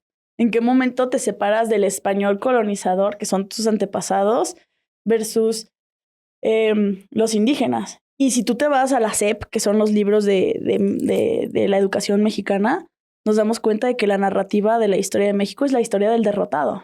Nos identificamos mucho con el derrotado. México no ha ganado batallas, no nada. Nosotros nos colonizaron, nos hicieron. Y entonces, verdaderamente, sí existe una narrativa más hacia... Para mí esto, corrígeme aquí si yo me equivoco, ¿vale? Pero porque de hecho estuve escuchando a una antropóloga que quería traerla aquí estos días, pero no he podido porque vive en Querétaro y no hemos encontrado la manera. Pero era una antropóloga de aquí, de la Universidad de México. Y ella hablaba de que el periodo colonial per se de México, dentro de lo que es toda la historia de México, es más o menos la mitad. De la historia de España con México es más o menos la mitad o un poquito más.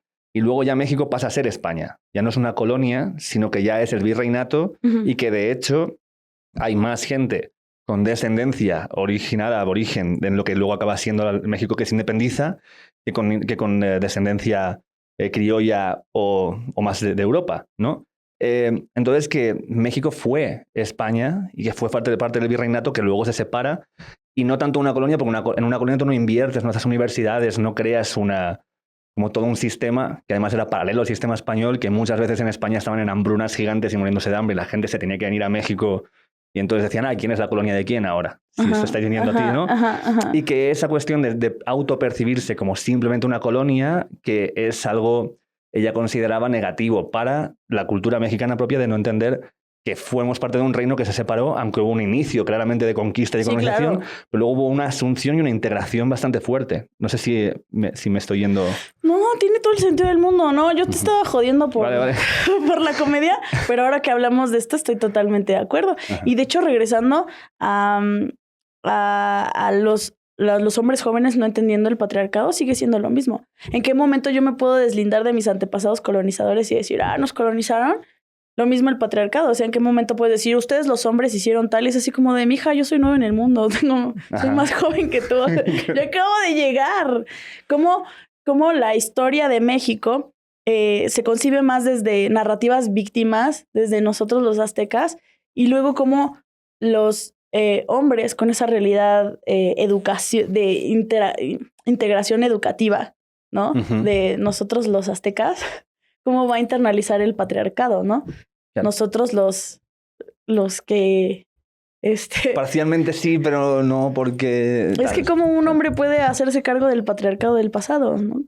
Como un blanco se puede hacer cargo del colonialismo del pasado.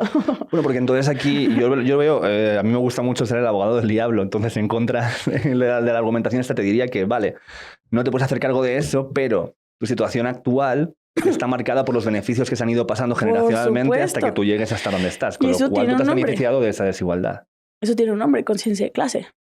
Conciencia de clase. Entonces, la banda necesita tener conciencia de clase y conciencia de clase es entender que donde estás parado no es la serie de tus buenas decisiones, sino una realidad estructural en donde tal vez fue un poco más sencillo para ti que para otras personas. O bastante más sencillo para ti que para otras personas. Claro, pero entonces, si vamos a esto, ahora me respondo al otro, pero si vamos a esto es...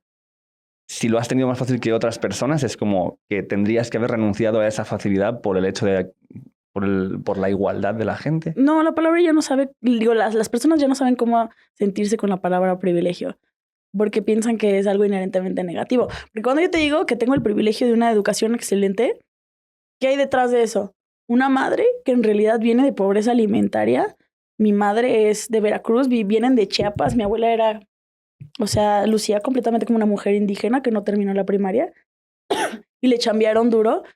Y mi buena educación es la decisión de mi madre de clavarse en la educación, ¿no? No es un arrastre de riqueza generacional como las situaciones de otras personas. Eso no quiere decir que no sea privilegio. No, porque luego la gente está perdida en el discurso de la meritocracia, ¿no? Y como dicen, no estoy de acuerdo con la meritocracia, pero se abrazan de la meritocracia para justificar su realidad personal, ¿no? Sí. Se mete el ego y la meritocracia. Sí. Entonces, yo me lo he ganado. Yo sí que me lo he ganado todo lo que tengo. O sea, en plan, sí. O no. O sea, no. Depende de quién. O, por ejemplo, yo estuve en una escuela fresa que se llama el TEC de Monterrey. Sí, yo iba a dar clases ahí. Sí. Se considera una escuela fresa, cuesta caro, la. Y he contado en mi podcast, no, pues es que sí, estuve en el TEC de Monterrey. Y así, pues Damaje es una pinche privilegiada. Pero yo tenía una beca de excelencia. Yo era un buen alumno. Yo no pagaba completo. No podía haberlo pagado completo. Era un buen alumno. ¿No? Pero pues, si es un privilegio, ¿yo qué van a decir? Pero es porque soy lista. O sea, ya, pero mira, verga, eso es un privilegio. También es un privilegio, eso, claro. Sí, pues ¿por qué? Porque era una buena alumna, porque tuve una madre que le echaba ganas con eso. Eso es un privilegio, güey. Claro. Pero entonces, ¿qué hacemos con la gente con sus privilegios? Porque esto es una cuestión que a mí siempre me preocupa, que es, vale, tú imagínate que tú no eliges dónde naces. No. O sea, no eliges nacer en el último pueblo debajo, encima de un charco. Es muy poco consensuado nacer, es muy poco consensuado estar atrapado en una conciencia. No eliges tú la clase a la que perteneces de nacimiento. No. Y tampoco entonces puedes elegir a qué clase vas a pertenecer en tu desarrollo en la vida. No es muy democrático, ¿no? Claro, incluso si naces en una familia con muchísimo dinero, por mucho que tú te empeñes, no vas a ser alguien de clase baja. Sí, pues no vas a poder. La meritocracia es el mito de que existe más movilidad social de la que existe. Claro, exactamente. Ajá. Pero para mí el hecho, la primera cuestión está ahí. Si alguien nace en una familia muy privilegiada, se da cuenta del privilegio que tiene e intenta hacer cosas para acercarse a la gente que no tiene tanto ese privilegio y buscar respuestas, entonces es un pijo o un fresa que está jugando a ser pobre y a ser activista porque él podría en cualquier momento parar de hacer esto y no le mueve la necesidad, sino el querer hacer algo porque tal. Pero si no hace eso y se queda en su familia haciendo lo mismo, entonces es un pijo opresor capitalista que tiene todos los privilegios. Entonces esa persona nunca va a ganar de vistas hacia afuera porque ya está marcado por donde ha nacido. Pues sí, pero nadie va a ganar. Todos estamos atravesados por realidades de crítica. Entonces lo único que queda para esos entonces es la neta tragárselo. Y decir, pues ya, güey, o sea, eso es lo máximo. Una crítica culera de parte de la sociedad es el único problema estructural que tengo, pues ya, que se lo trague. No, porque la persona que viene de clase baja y empieza, sí que realmente trabaja y consigue cosas, siempre también de alguna forma va a ser visto como plan, este que viene de ahí y que no pertenece al lugar donde estamos los que estamos aquí arriba. Pobre del niño privilegiado que su mayor problema es que lo consideren un fresa, pues ya. Sí, pero por algún motivo sigue siendo súper importante para nosotros esa opinión externa y social. Sí, claro. Pero también vivimos en la economía de la atención. Todo el mundo opina de manera gratuita y son conversaciones bastante agresivas, bastante de la cultura de cancelación, bastante... Entonces, la narrativa agresiva para las identidades, sea la que sea un privilegio o no sea un privilegio, existe, ¿no? ¿Qué tanto puedes hacer? Por ahora no mucho, ¿no? O sea... Mejor que se clave esa banda, que se clave en su decisión de ayudar al prójimo o seguir siendo unos privilegiados y ya está. No le veo como a toda esa gente de es que uno como privilegiado no puede ganar. O sea, a mí me han dicho 1000 veces que soy una morra privilegiada porque lo soy. Y ya está. No es una realidad con la que peleo constantemente. O sea, pues sí, que me lo digan, sí lo soy. Que menos a lo mejor, ¿no? Que te lo recuerde. Hay cosas que no puedo ver a partir de ahí. Pues sí, no las veo. Ahí voy. Gracias a lo mejor por señalármelas para que a lo mejor les preste más atención, pero... Sí, qué mal que me lo señalaste desde la violencia, pero te lo agradezco. De hecho, yo empecé a hacerme feminista más académica a partir de que me cancelaron unas feministas. ¿Cómo? Pues es que fui a una marcha, yo no sabía nada del feminismo, bueno, sabía del feminismo, pero no sabía del feminismo académico, y eso no fue hace mucho, fue en el 2018. Ok. Fui a una marcha subí videos, llegué a muchísima, o sea, mis historias de la marcha llegaron a 500,000 de personas, ¿no? Yo veía en mis historias 500,000 de vistas y yo decía, no, pues, miren, es que existe el machismo y no sé qué, y ay, estas morras del bloque negro están destruyendo. Yo no destruí nada, pero a huevo, ¿no? Tomé una foto en el bloque negro, que son las que hacen la iconoclasia, que es el daño inmueble. Uh-huh. Algo que no se inventó el feminismo, es una cosa que viene de las manifestaciones. Sí, claro. Y me tomé una foto yo con la destrucción atrás. Uh-huh. Y fue una foto como con 500,000 de likes y así, pero la conversación era, esa feminista blanca no me representa, su discurso es del feminismo liberal, no entiende nada y no sé qué.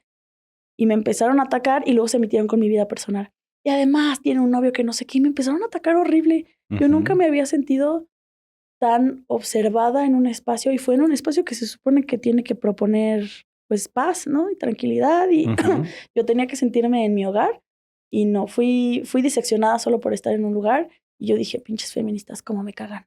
Uh-huh. Te enfadaste con, bueno, porque le están criticando y te vas a poner, es tu reacción, claro. Sí. Y luego dije, un momento, me están diciendo ciertas cosas que no estoy absorbiendo porque me están criticando de una manera personal y mi ego entorpece mi aprendizaje. Entonces quité de lado de mi ego y le escribí a una morra que me estaba atacando y le dije, bueno, enséñame, ¿no? ¿De qué va? Uh-huh. Ella fue hostil al principio conmigo. Ella me escribió hace 2 días y me dijo, güey, has avanzado un chingo, he estado viendo Tecito de Calzón, güey, no mames, ¿cómo pasaste de allá a acá? Y yo le dije, no, pues te agradezco mucho, tú eres mi madre feminista, o sea, me enseñaste muchas cosas que yo no sabía. Entonces, al principio me cagaron las feministas y ahora descubro que sí son castrosas. Uh-huh.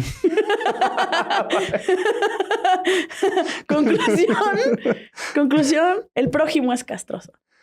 Y al final del día creo que uno no se tiene que clavar en cuáles son los discursos que afectan a tu ego personal, sino justamente desde mi privilegio de que me interesa la academia, uh-huh. a mí lo que me importa son las bases teóricas y académicas de una realidad, independientemente de cómo eso me ataque o me atraviese.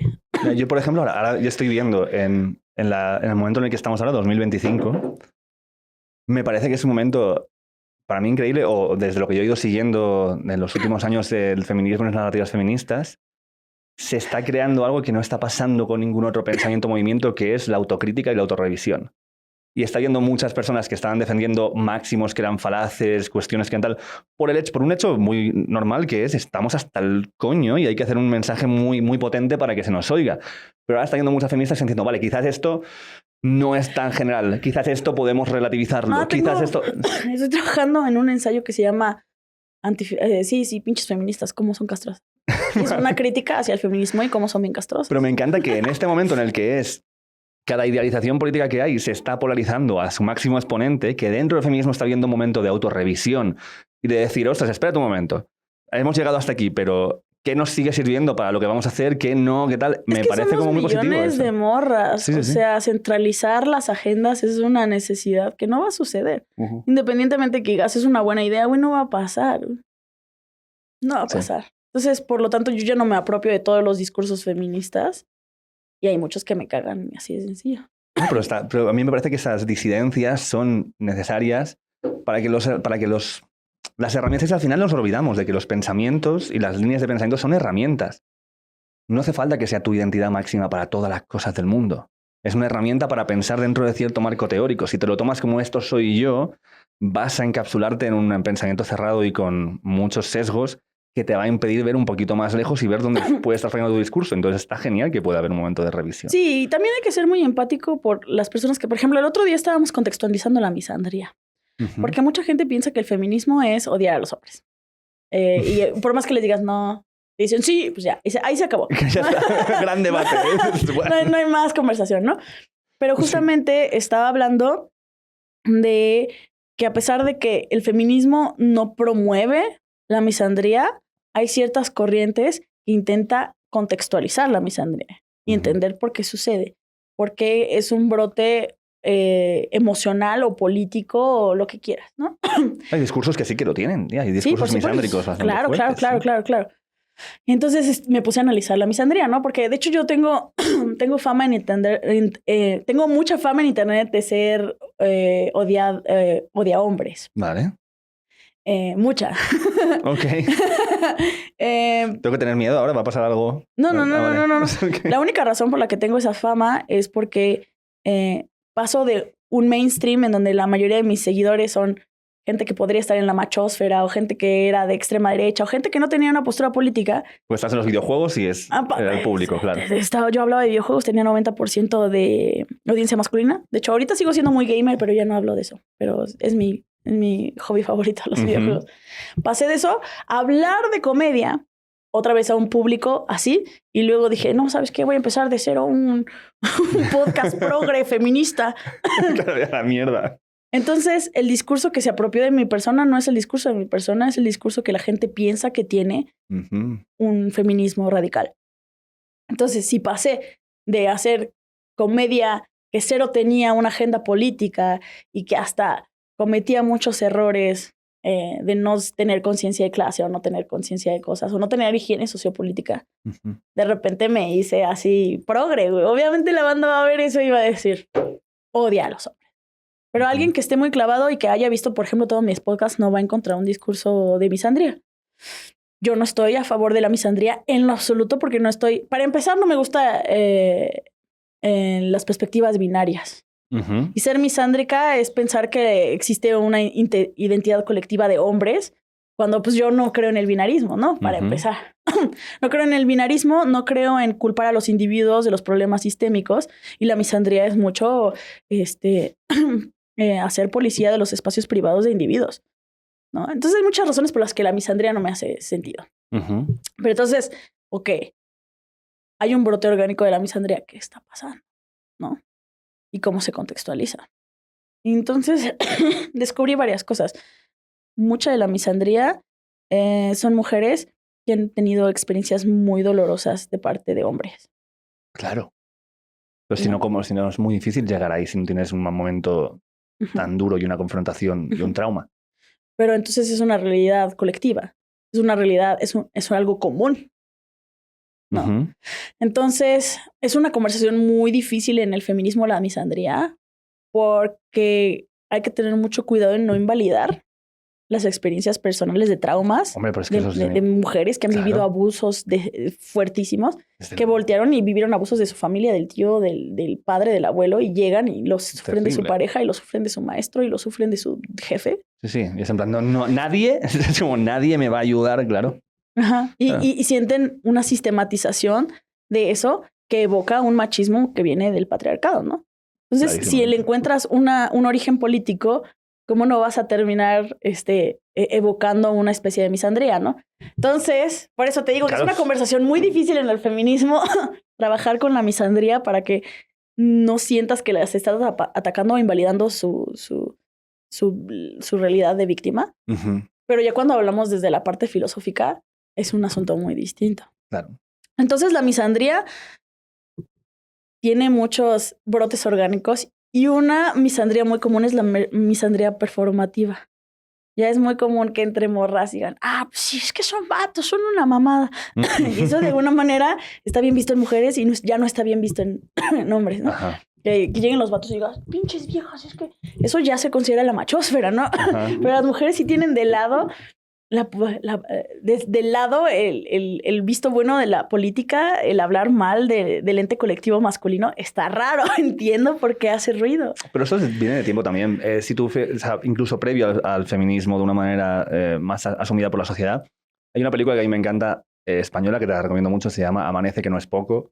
Es humor absurdo. O sea, humor absurdo muy fuerte. Me encanta el humor absurdo. Pues eso te va a encantar. Me encanta Monty Python. Pues esto es muy ese código. Entonces es como un pueblo donde es un pueblo que todo es absurdo, donde crecen señores en la huerta. Pues te aparece primero una cabeza y luego va creciendo el señor. Y te piden que les traigas cosas de leer porque se aburren, ¿no? Como, tráeme Góngora, ¿no? Es como bastante tal. No, yo lo amé. Entonces hay un momento que pasa, una cosa que pasa en el pueblo, creo que es una vez a la semana, es que uno de los hombres tiene que ir donde están las mujeres para que se rían de él, como ejemplo de hombre. Entonces va, entonces llega el tipo diciendo, es que no valéis para nada, es una mierda. Y el tipo está ahí como, bueno, ¿cuándo tiempo? Me tengo que ir ahora a hacer otra cosa. No, te quedan 10 minutos más, vale. Que no valéis. Y entonces como, ¿no? Y es esto, la crítica de esta. Entonces creo que siempre ha sido del foro común reírse y criticar a los hombres por ser hombres. Bueno, no siempre. O sea, yo creo que en las comunidades, en las sociedades, al menos occidentales, desde el tiempo, como hablar de los hombres no pueden hacer dos cosas a la vez y son como muy brutos y muy tal. Y la crítica a la mujer siempre ha sido más en el ámbito privado, en la familia y luego sexualizándola. No estoy muy de acuerdo con eso porque justamente uno de los inicios del feminismo es descubrir que las mujeres no tenían entidad colectiva entre ellas.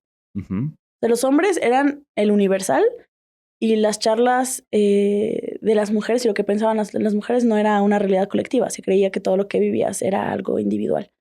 Entonces no creo que hubiera una conversación muy misándrica hace 100 años. No. Yo creo que a pesar de que las mujeres sí la tenían con sus... No era como algo del colectivo, de la entidad colectiva de las mujeres. No lo creo. Entonces yo no lo diría como misándrico, pero sí que una crítica generalizada. Y yo he vivido con esto, en plan de los tíos son brutos, son más tontos, son más manipulables. ¿Sabes qué? Es lo que siento que antecede, no tanto que se critique al hombre, sino el pensamiento de tribu. El pensamiento de tribu es blanco. Yo te pongo tú pones a un montón de niños y les pones una camiseta azul y los pones una camiseta roja y no tienes que hacer nada para que se vuelvan rivales. No tienes que hacer nada, ¿no? Entonces, siento que no es tanto como de hombres y mujeres, sino que el pensamiento de tribu siempre nos ha logrado separar hasta que hay gente que se toma muy en serio el mame viral de team frío, team calor. Sí. Es como, claro que sí. Es pizza con piña, pizza sin piña. Sí, claro. Sí, otra cosa que genera esto mucho es la religión.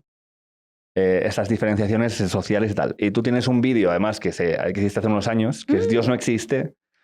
Hace muchos años. Que te pusiste en contra a la mitad de la población de México, sino a más, a través de eso. ¿Qué te lleva a hacer esto? Y tú sabías, me imagino, la repercusión que podía tener en una sociedad tan... que se iba a volver viral. Pero si en una sociedad tan pegada a la religión, A veces ¿no? he querido volver a hacer videos así. Ajá. Pero ahorita estoy muy clavada en hacer podcasts. ¿Qué te llevó a hacer un vídeo de Dios no existe y de criticar y ridiculizar? Originalmente yo quería que ese fuera mi contenido. Y hasta la fecha a veces pienso en regresar a eso. Pero me dio pánico escénico. Sí, por la repercusión que tuvo ese vídeo, ¿dices o qué? No. Todo bien. Pero mis videos sí eran un poco eran un poco virales. Y no tenía la fortaleza mental para que me molestaran en la calle. Porque la gente te venía a la calle directamente y te decía... No, me dio paranoia. Ese fue como...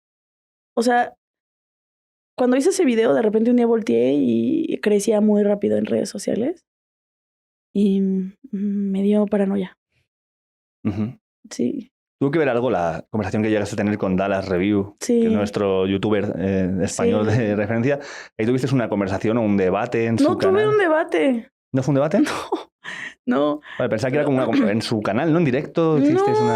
Yo lo estaba criticando diciendo este vato es una mierda, pero estaba así con el lenguaje más fársico y castroso y me dijo, ven a decírmelo en la cara.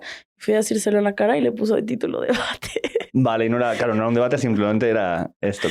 Pero yo no sabía quién era, yo pensé que solo estaba conversando con él y que estaba castrándolo. ¿Pero tú pensás que él no estaba grabando eso? No, sí sabía que estaba grabando, pero no pensé que él hiciera ese tipo de contenido. Vale.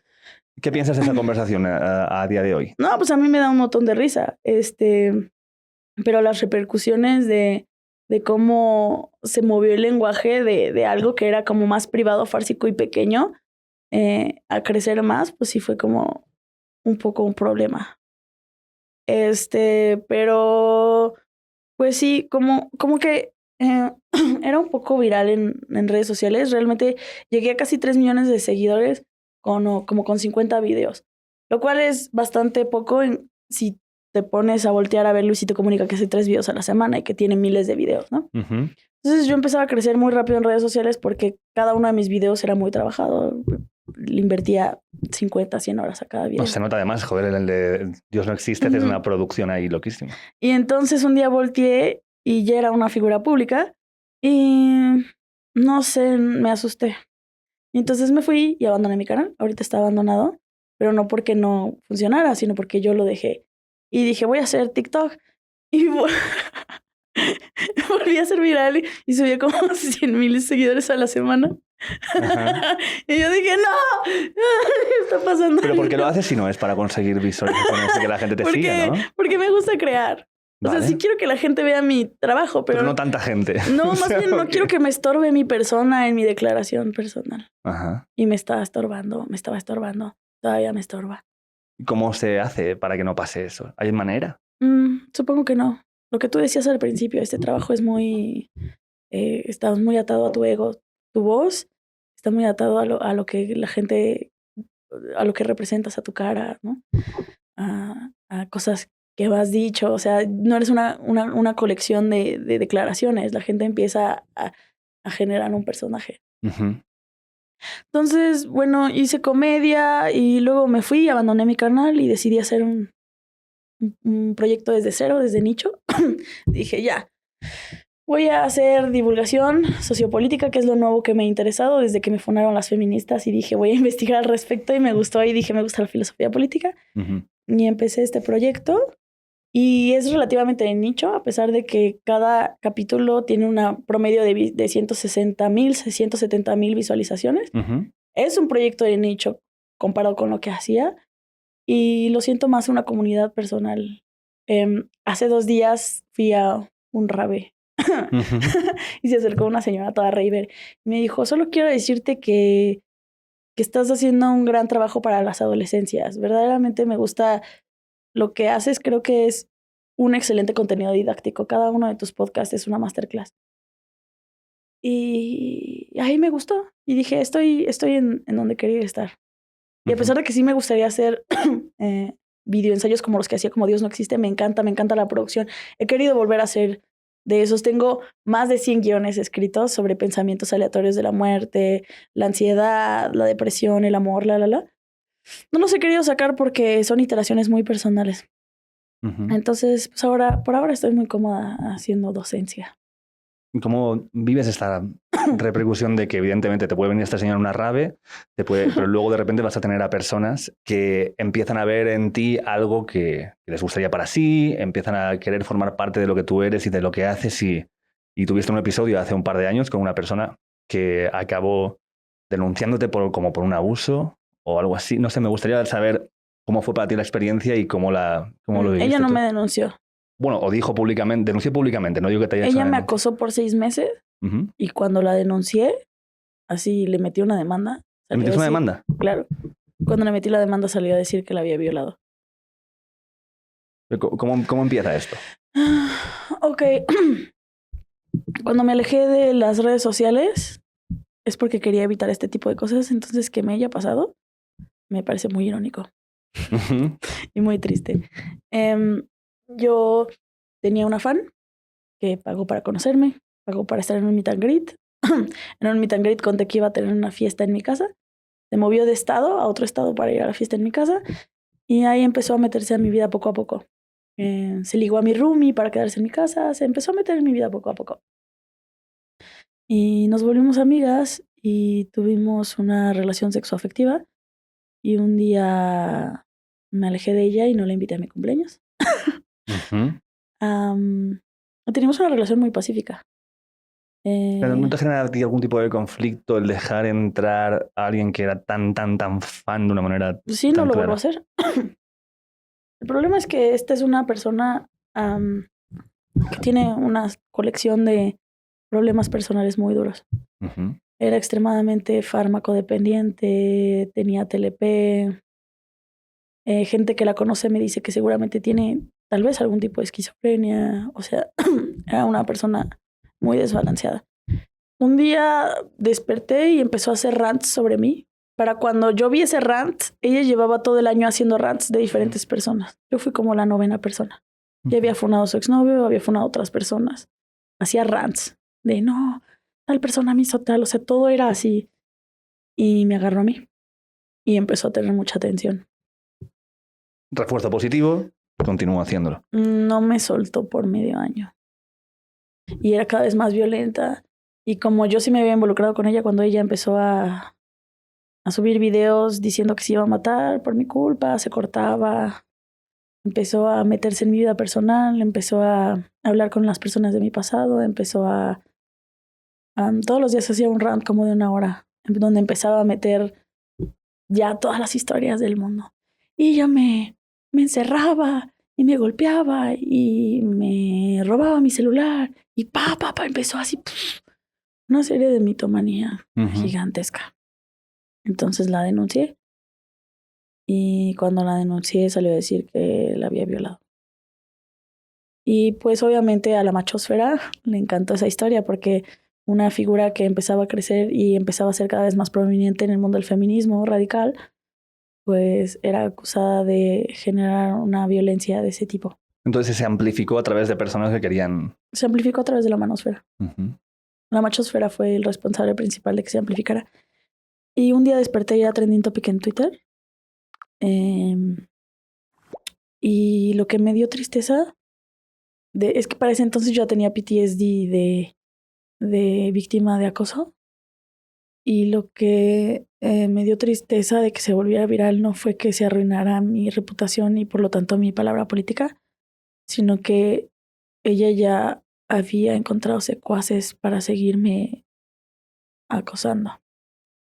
Ya no tenía que esforzarse, ya no tenía que meterse, ya no tenía que hacer rants que me pasaban personas, ya no tenía que subir videos diciendo que era yo, porque subía videos diciendo que era yo.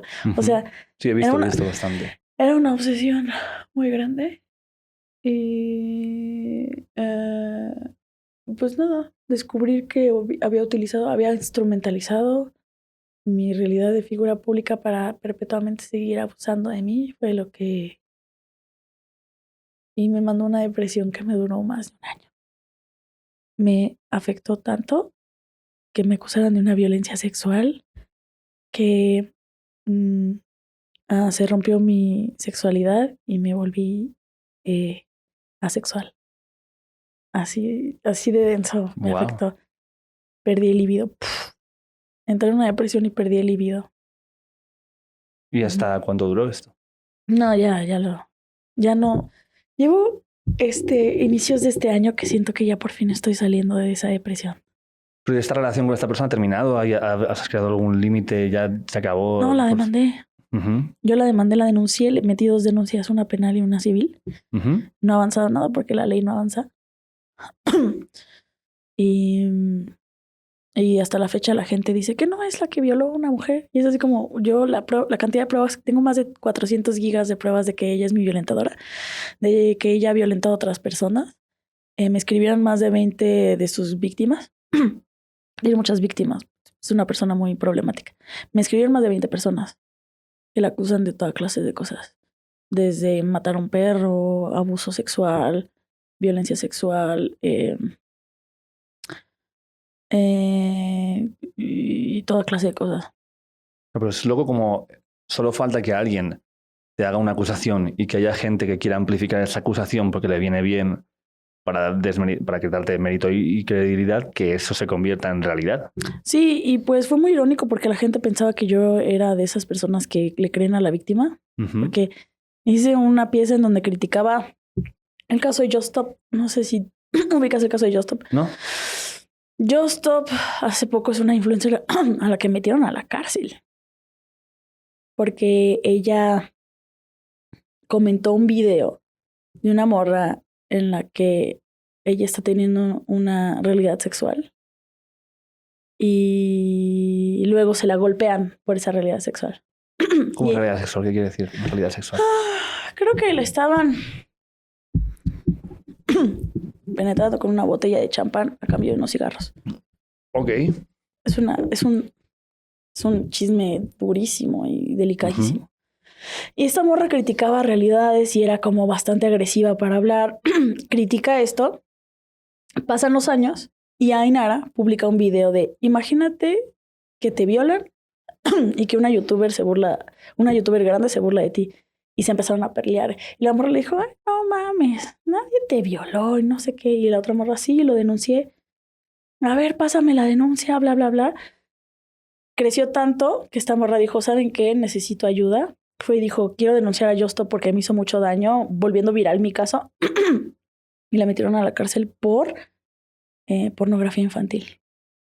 Porque la morra era menor de edad cuando pasó esto. Ajá. Y cuando ella comentó así de, no, pues aquí tengo el video. Ah, porque enseñó el video públicamente. Pues enseñó una carátula del video y habló del video. Pero por tenerlo, a lo mejor. Vale. Entonces yo hablé de ese caso y dije una frase que dice, yo prefiero defender a una posible víctima que a un posible violador. Yo dije eso. Y lo sigo creyendo. Porque a la hora de que volteé esto, no me hizo sentido que alguien te diga, ¿sabes qué? Eso fue una violencia sexual y tú le digas, no es cierto, no te creo. No me parece algo como que tenga sentido. Y hablé como era en denuncias de denuncias. Era una tasa muy baja las denuncias falsas y más bien la mayoría de las denuncias no se resolvían. Y dije, no es un problema sistémico que haya denuncias falsas. Entonces eso me vino a morder. Claro. Porque antes de lo que me pasó, se había vuelto viral esa frase porque la machosfera comentaban y decían que por gente como yo sufrían hombres de denuncias falsas. Pero yo estaba hablando del mundo de las denuncias y estaba hablando de las víctimas, no de los hombres. Entonces, cuando me sucede lo que me sucede, pues la gente lo tomó como una especie de justicia poética. Sí, o de mira qué hipócrita que dice tal, pero luego para ella no. Y la gente piensa que me denunciaron y no. Yo la denuncié y ella huyó de la ley. Claro, de hecho yo cuando he buscado sobre este caso en internet ponía que había sido denunciada.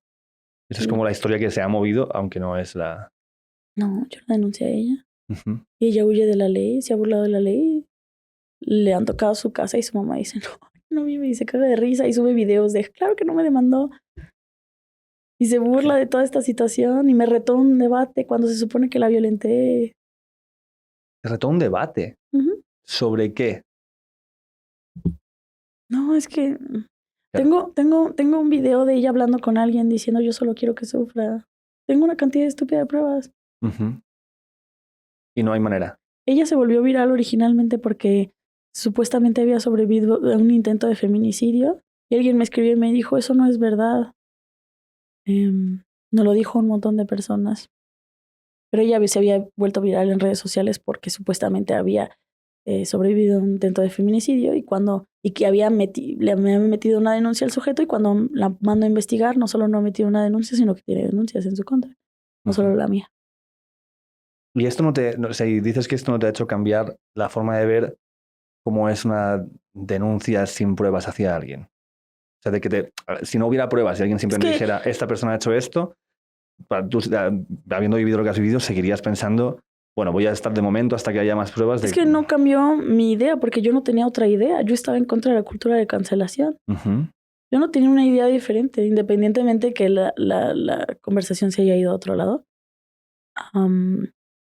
Yo nunca estuve de acuerdo con la cultura de cancelación en general. Me parece una cacería de brujas. Sigue siendo lo mismo. Sigue siendo la monstrificación de un individuo mientras que al mismo tiempo se finge demencia de las causas estructurales y colectivas. Por ejemplo, hace poco cancelaron a una grafóloga famosa llamada Marifer Centeno y en una de sus cancelaciones se le criticó porque habló del pene pequeño de un actor famoso que se llama Alfredo Adame. Alfredo Adame le liquearon su pene en las redes y era la comidilla de México entero. El pene pequeño de Alfredo Adame y lo comentaron en 1000 programas de televisión y se burlaban de su pene pequeño, Y entonces cuando cancelan a esta morra, sale una imagen, sale un video de ella comentando sobre el pene pequeño de este sujeto y este sujeto dijo, la voy a demandar, la voy a denunciar, con la ley de Olimpia. No sé si sabes que en México hay una ley que se llama la ley de Olimpia. Aquí es ilegal que tú enseñes fotos íntimas de alguien. Bueno, creo que eso es en cualquier lugar. No puedes enseñar fotos íntimas. No, hay gente que no lo tiene legalizado. Aquí no existía esa legalización. De hecho, la historia está bien impactante porque se llama Olimpia por una, ¿cómo se llama? Una promotora de la ley que se llama Olimpia, que se volvió viral su video porno porque lo liqueó su exnovio en una venganza. Y ella lloraba y lloraba y lloraba y la gente se burlaba. La gordibuena de Huachinango, y lo comentaban. Y los medios de comunicación decían que se había arruinado su futuro y la gente se burlaba. Y la morra estaba así de que con tendencias suicidas, odiaba su realidad, tenía una depresión fuertísima. Y un día en una comida familiar llegó su hermano de 14 años y le enseñó el video a su familia y dijo, esta es Olimpia, sé perfectamente que es Olimpia. Y ella, y así, pero con asco, miren lo que es Olimpia. Y la morra así se fue a su cuarto y dice que su mamá, que no es una mujer precisamente muy instruida, es una señora de orígenes humildes, llegó con Olimpia y le dijo, ¿qué pasó, Olimpia? ¿Por qué estás así? Y dice, es que mira. Y dijo, nena, todos cogen. Yo cojo, tú coges, la gente coge. La diferencia es que a ti te vieron, pero no estás haciendo nada malo. Claro. Esa fue una intimidad que te arrebataron. Entonces Olimpia decidió buscar justicia y fue a la ley. Y los policías vieron su video y le dijeron, pues tú estás aquí consensuando, se burlaron de ella, le pidieron las pruebas, la sexualizaron y Olimpia se enojó y se fue a militancia. Y estuvo moviéndose en la Cámara de Diputados, en la Cámara de Senadores. Y la ley se llama la Ley de Olimpia. Es ilegal que tú pases el video de alguien sin su consentimiento. Pero no está legalizado en todas partes del mundo. Bueno, yo no entendía, o sea, por lo menos en España seguro y en muchos países como es... No sé cuál es la tipificación de la ley concretamente. No, pero aquí es con cárcel. Vale, perfecto, sí. No puedes pasar los videos de alguien desnudo. ¿Y con esta persona pasó eso? ¿Que se compartió lo del pito pequeño y tal? Pues originalmente Alfredo Adames sufrió de una injusticia porque mostraron su intimidad sin que él quisiera. Y todo México se empezó a burlar de él. Entonces él dijo, le voy a meter una denuncia a Marifer Centeno y todo el mundo, sí, a huevo, Alfredo Adame se mueve por los derechos de los hombres y a huevo y no es justo para nadie, ¿no? Hay que cancelar a esa mujer. Empezaron a cancelarla y a decir que injusto. Yo volteé y dije, ¿qué bola de hipócritas de mierda? Estamos fingiendo demencia que hace 2 años no era un mame que todo el mundo hablara del pene de alguien. O sea, le debemos una disculpa, a México entero le debe una disculpa a ese sujeto, Alfredo Adame. Entonces, la cultura de cancelación hace mucho eso. Individualiza problemas colectivos al punto de que se lavan las manos. No hay un análisis estructural, no hay una conversación propositiva. Y no hay un avance, no hay un avance. Claro. Es más, se rompe la conversación. Se va hacia el lado contrario. Se individualiza los brotes orgánicos de una realidad que te habla desde problemas sistémicos, ¿no? Entonces, nunca he estado de acuerdo con la cultura de cancelación, la verdad. Entonces, cuando yo dije que prefería defender a una posible víctima que a un posible violador, yo prefiero defender a una posible víctima de un posible violador, porque cuando alguien llega y me dice, me violentaron, jamás diría, ¿y cuál es la perspectiva del otro? Eso me refería. Para acabar en un tono un poquito más tranquilo, distendido de toda esta profundidad a la que vamos a salir ahora, sé que parte, porque me lo has dicho tú antes de que estemos grabando, que parte de tu recuperar este poder y este sentirte bien con tu propia sexualidad después de todo lo que te ha pasado y todo eso, pasa por el BDSM. Has entrado a descubrir este mundo que a mí siempre me ha parecido algo fascinante. Yo estuve en una fiesta que se llama Torture Garden en Berlín, no sé si has oído hablar de esto, pero yo nunca había tenido ningún acercamiento al BDSM, jamás. Y me pareció de los espacios como más amables. ¿Sabes? Porque tú no piensas de BDSM es como en plan de oscuridad, ¿no? Todo va a ser en plan... Mucha charla con el consentimiento. Súper amable, la gente con una transparencia de sus preferencias, de lo que quiere, de lo que no. es como todo lo bueno del sexo, de cómo debería ser el planteamiento sexual con extraños, ¿no? Ajá. Yo no acabé participando en nada, simplemente estaba como yo en plan diciendo, wow, ¿no? Como flipando de la gente dándose azotes, de la gente haciendo espectáculos colgándose de los pezones y como... Aquí hay varias fiestas así. Está la Pervert, Sadotech y Trance. Son las fiestas sexualizadas BDSMeras, fetichistas, kinkies, poliamorosas, a las que veo que mucha comunidad está explorando. ¿Cómo entras en este mundo y cómo te sirve a ti para reconectar con tu sexualidad después de haber estado en esta depresión que te había bajado la libido a muerte? Pues la verdad ahorita estoy explorando con pasos pequeños. Igual y no me sentiría tan cómoda contando en qué participo yo, pero voy a contar las experiencias que he estado viendo. Perfecto. Es un mundo, el BDSM es un mundo muy, muy interesante porque hace poco empecé a llevarme y verme seguido con un sujeto que tenía una sumisa. Y ellos llenaron una playlist de juegos que tiene más de 1000 reactivos. ¿Te lo voy a enseñar? A ver, vale. Este es una lista de posibles prácticas para relaciones BDSM. Esta es una playlist que llena el sumiso y el amo. Yo todavía no entiendo las relaciones de sumiso y amo. Para mí explorar el BDSM ha sido empezar a ir y llevarme con comunidades sexualizadas súper disidentes. Algo que me pareció muy interesante es ir a esas fiestas y ver que, por ejemplo, hay mucha gente discapacitada, hay gente queer, hay gente que tiene declaraciones muy intensas que generan performance artísticos que va más allá de una simple propuesta de sexual. Son disidencias, ¿no? Entonces me empiezo a llevar con esta comunidad, empiezo a explorar cosas, empiezo a participar en dungeons, empiezo a ver qué tanto puedo sexualizar el dolor, qué tanto estoy dispuesta a hacer en términos de roles. Y de las cosas que más me impactan en este mundo no solo son como los performance sexuales que he visto que han llegado a ser bastante intensos y bastante violentos. No violentos, tengo bastante intensos. Tengo una amiga que es una domina, muy domina y tiene como 7 sumisos y va por ahí con su perrito y tiene su perrito y siempre está ahí en forma de perrito y tiene un bebé de 3 años que trae su pañal. O sea, una persona que juega a ser un bebé de 3 años. Que ella performa y hace todo así. Ella tiene a su bebé y viene su bebé y su bebé de repente solo me dice, me van a cambiar el pañal, ¿quieres ver? Sí, mamá, vamos, así, ¿no? Y me parece, o sea, la manera en la que se toman todo esas interacciones de manera tan natural y pues tan en serio y me parece muy interesante. Y esta domina en el evento de Sadotech, en el penúltimo al que fui, por ejemplo, se suturó la vagina.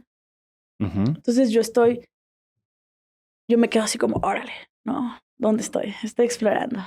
Luego te contaré detalles más personales. Vale. Pero de las cosas que más me impactó fue descubrir que hay gente que tiene relaciones en donde nunca sale del RAL. En donde puede ser perpetuamente un sumiso. Y el sumiso tiene este tipo de realidades. Estos son más de 1000 reactivos. Dice cosas como adornos corporales, afeitado, agujas, anillado, animalización, aspecto de ataduras, azotes, calzado, castigos. Pero la parte que más me pareció interesante, bueno, esto de competición, lucha está bien interesante. Mira, con esclavas de la misma cuadra, con esclavas de otros amos, lucha libre, peleas en barro. Pero este de control, disciplina, adiestramiento, doma e instrucción fue que yo dije, verga. Entonces, dice cosas como control de deposiciones de la esclava, control y o limitación de las horas de sueño de la esclava, control o imposición de restricciones en la higiene corporal de la esclava, determinación del lugar que ocupará la esclava al caminar junto con el amo, limitación del uso de determinadas palabras. En este caso es esclava porque sigues de un hombre a una mujer, pero esto existe igual de hombre a hombre, de mujer a hombre, simplemente cambia el género según el contrato concreto con la persona. Es que era de un contrato de un vato con una Claro, morra. exacto. Por eso mismo. Sí, obediencia, permisos para entrar, salir, presentarse, etcétera. enemas lavativas, duchas y purgas. Así pero es enorme esto. Son Etiqueta, más de 1000 protocolo. Va por orden alfabético. Hielo, humillación. A ver si voy abajo del todo, ¿qué hay por la negociación, consenso, penetración, inserciones, pinzas, posturas? Pero me parece genial que haya todo tan marcado y especificado para que... Pero esto no puede ser, y te lo voy a enlazar. No, pero dime. Esta historia tiene algo heavy. A ver. Esta sumisa denunció al amo. Ok. Entonces se volvió una conversación más complicada porque es así de... Órale. Lo denunció por abuso de poder. Pero se supone que ese es el rol, ¿no? Pues entonces ahí nos damos cuenta de que la conversación del BDSM es mucho de acuerdos, es mucho de consentimiento. Yo estoy con mis amigos y llega alguien y besa a la otra persona y luego le dicen, ¿hubo consentimiento, bebé? ¿Ya preguntaste? A cada rato. Hay protocolos muy extraños. Entonces hay limitaciones. A pesar de que uno dice, la locura, no, pues hay reglas muy estructuradas. Claro, si puedes haber tenido en acuerdo con esto, pero luego pasas la línea que has marcado o empiezas a utilizar tu influencia para marcar otras dinámicas de las que nos han hablado, claramente eso está fuera de consentimiento. Ajá. El otro día invité a salir me invitó a salir una chica que es la sumi de otra chica. Y llegó una amiga y me dijo, ¿ya le pediste permiso a la chica que es la dueña? A la dominante, claro, porque los roles están ahí. Y yo, verga, o sea, esa misma chica una vez me regañó por regañar a su bebé. Al parecer yo no podía regañar a su sumiso. Pero ahora, al parecer, se esperaba de mí que yo pidiera permiso porque esta chica me invitó a salir. Entonces, justo lo que dije, es que yo no sé, o sea, entiendo dónde va la performativa de la objetivización de las personas, pero yo que tengo una perspectiva de anarquía relacional... Yo soy anárquica relacional. Me gustan las no monogamias. Entonces, pensar en que eso, o sea, mi perspectiva, mi filosofía personal es que no existe la propiedad de alguien por otra persona. Entonces, estoy de acuerdo por más que sea su protocolo y su juego, ¿qué tanto sale de la metaficción para ahora yo tener que participar en ese protocolo? Que tú en tu vida, fuera de esa narrativa, que tú no estás jugando a eso, no puedas hacer cosas porque choca con la narrativa de otra persona dentro de esa interacción, claro. Y bueno, eso es complejo, ¿eh? Esa es una probadita de cómo me he estado involucrando con el mundo BDSM. Me parece muy interesante. Estoy aprendiendo y no sé si descubrí que soy sado o que simplemente soy muy chismosa y me gusta la...